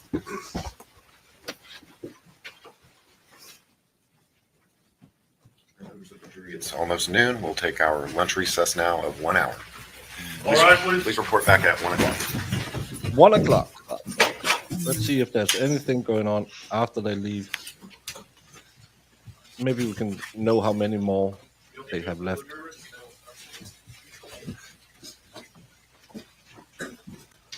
In the first time. So, Dan, how many afternoon witnesses do you anticipate? I have 3 witnesses for the afternoon, Your Honor. There are 2 more Charlotte County Sheriff's Office witnesses, as well as a little bit of Detective Dan Peters. So a lot of his testimony will be tomorrow. So those will be the final 3 for today. I heard you all. 3 more today, 2 tomorrow. It probably will be, Your Honor, yes. Any reason we're not filling the day up a little more? Well, Your Honor, some of the testimony and witnesses have been moving quicker than anticipated. However, we're way ahead of schedule in terms of it's not going to be going the full 2 weeks at all. Do you have some, if you continue with this case, do you have some predictions? That's not what he asked you, you idiot. Monday, Your Honor? At the end of the day? Yeah, I would think so. And if you have a case, you know about? I still think it would be about a day. About a day. At least that's. Oh, so Tuesday is when we're going to end. Anything we need to take out before the break? No, Your Honor, but in terms of based upon the court's ruling and the defense's objection regarding the CD for Deputy Jankowski this afternoon, those redactions or changes will be made. So that's about the only thing. Maybe you could return just a few minutes early so you can view it. Or Yes. listen to it. You got it, Judge. All right, thank you. Thanks. Did you need to do something on the record? All right, hang on just a minute.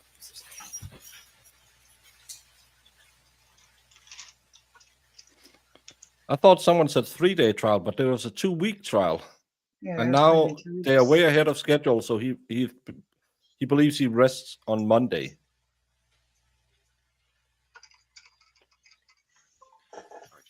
We'll be in a recess, but would you remain for just a few minutes off the record? All right. We are off If you cut the feed, please. the record.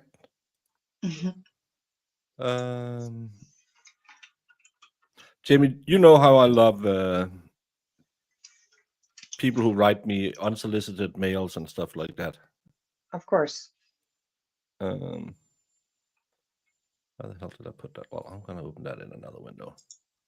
I just got this today because this is the beauty about being a YouTuber. Note, fix your YouTube channel now. And I thought, oh, Jamie is writing me. Hey, This you're is, not supposed to share that with anybody. Oh, I was just about to say this is our daily reminder that you're yelling at me, but it's from Elong Wanda Gmail. Wanda Mackin. Hey there. For a few days, I followed your YouTube channel, Broken Baker. Your videos are very good and I enjoy them, but you should improve in many areas. So she's not really enjoying my YouTube videos, Jamie, because I need to improve a lot. I've seen that there aren't many views. Hey now. Aww. That's not nice. I'm somewhere between 600 and 1100 views on a I video. mean, she's not wrong. Well, then tell the audience to get more I'm people in here, sorry Jamie. to agree with working her. hard. Subscribers, I have 12,800 subscribers.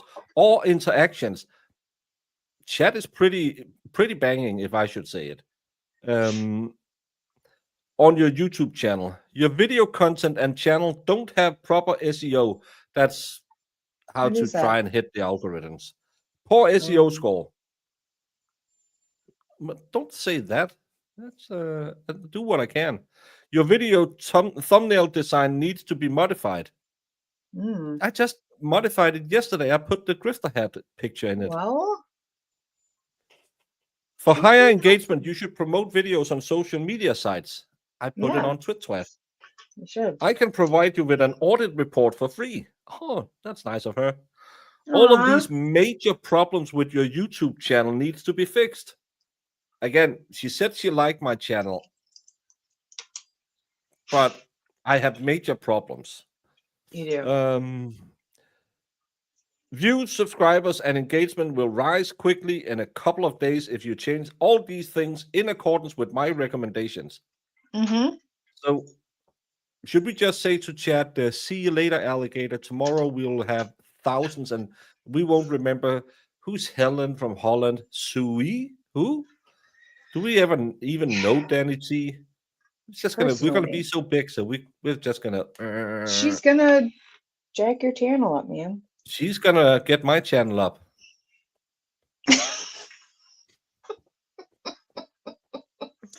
So may I help you? Well, you have Yeah. to write HR and say, can we set up a meeting?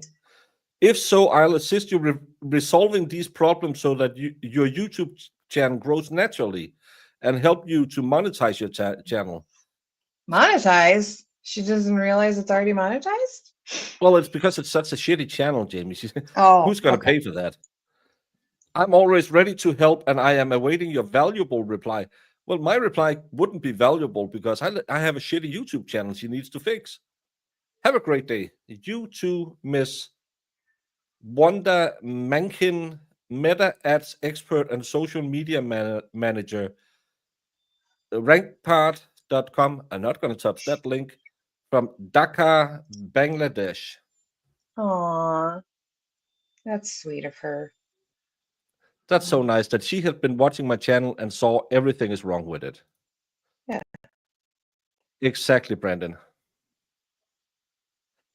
Get some eggplant in your ravioli. Or something.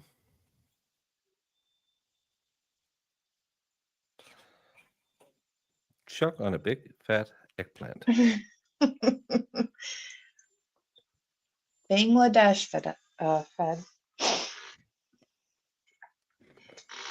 Monetize. Forward that email to MLS. Good. Just link your OnlyFans and you'll get millions of subscribers. But I'm trying to keep it secret because my kids might stumble on my YouTube channel. I would say with a name called Wanda Makin, it doesn't sound as, especially, what was her email address?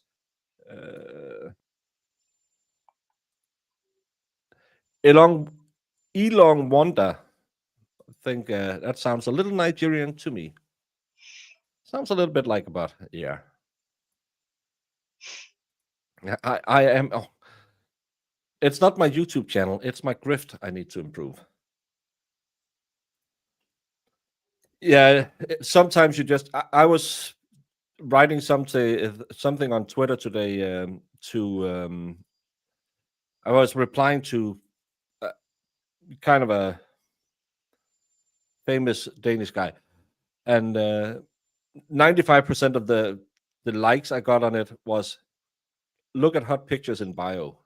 Well, Elon, you can get rid of so much else. Couldn't you get rid of all the corn bots? Help me, Wanda. Help me, Wanda. Help me, Wanda. Hey. I mean, Baker gets Wanda, and I can get Prince, who wants to send me money. Yeah, isn't it nice that these people are willing to help? Such a loyal follower. Yeah. Yeah. Never touch any. It's just, it comes in every now and again. It's, yeah. No, that's not the way you go about saying you want to help someone. I'm gonna write her back and say, Marissa can help you with the language, because she yells at me when I say, okay, and that's my reply. You have to say more than that. Why?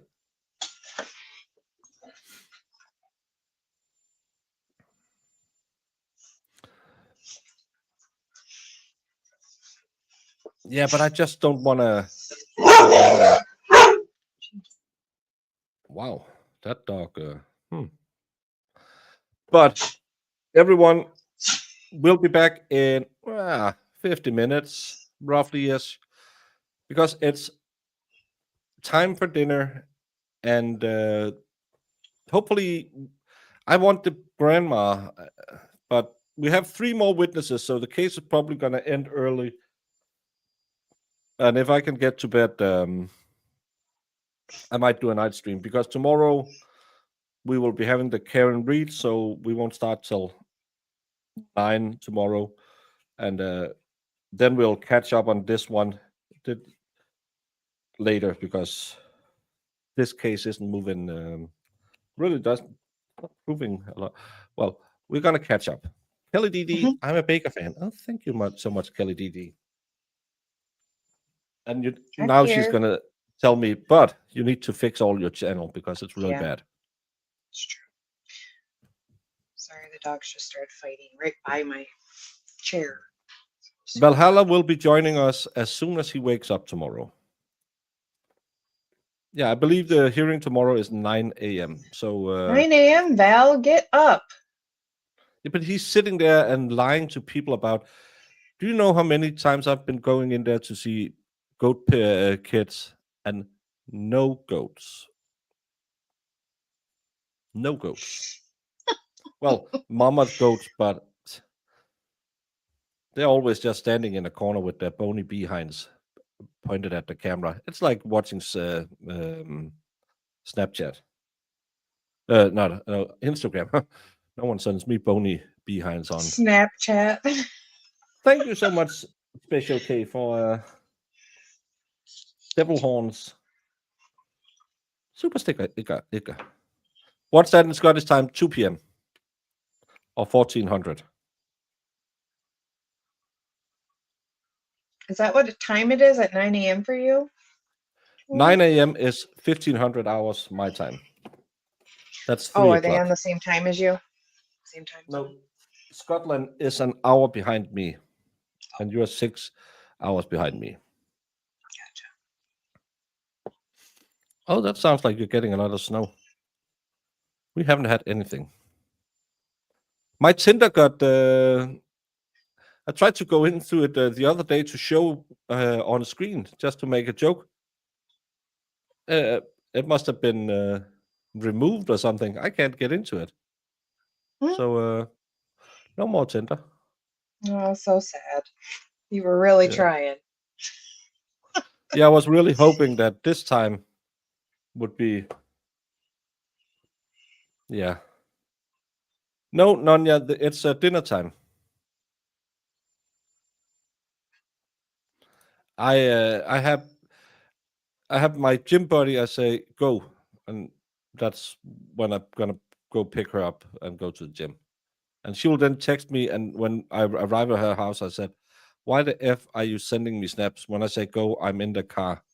Yeah, but yeah, you don't reply because I'm not looking at my phone while driving. Women.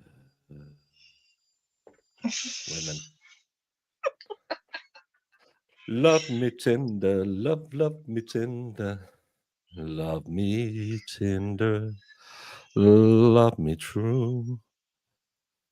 Take me to your house. You could make my dream come true. And I love you What so. exhibit are you referring to? I'm going to make this 100, Your Honor. All right. 100. 100. Because it is 100% 100%. correct. Objection, Your Honor. So you literally built a cannon? Yeah, it's pretty awesome. Go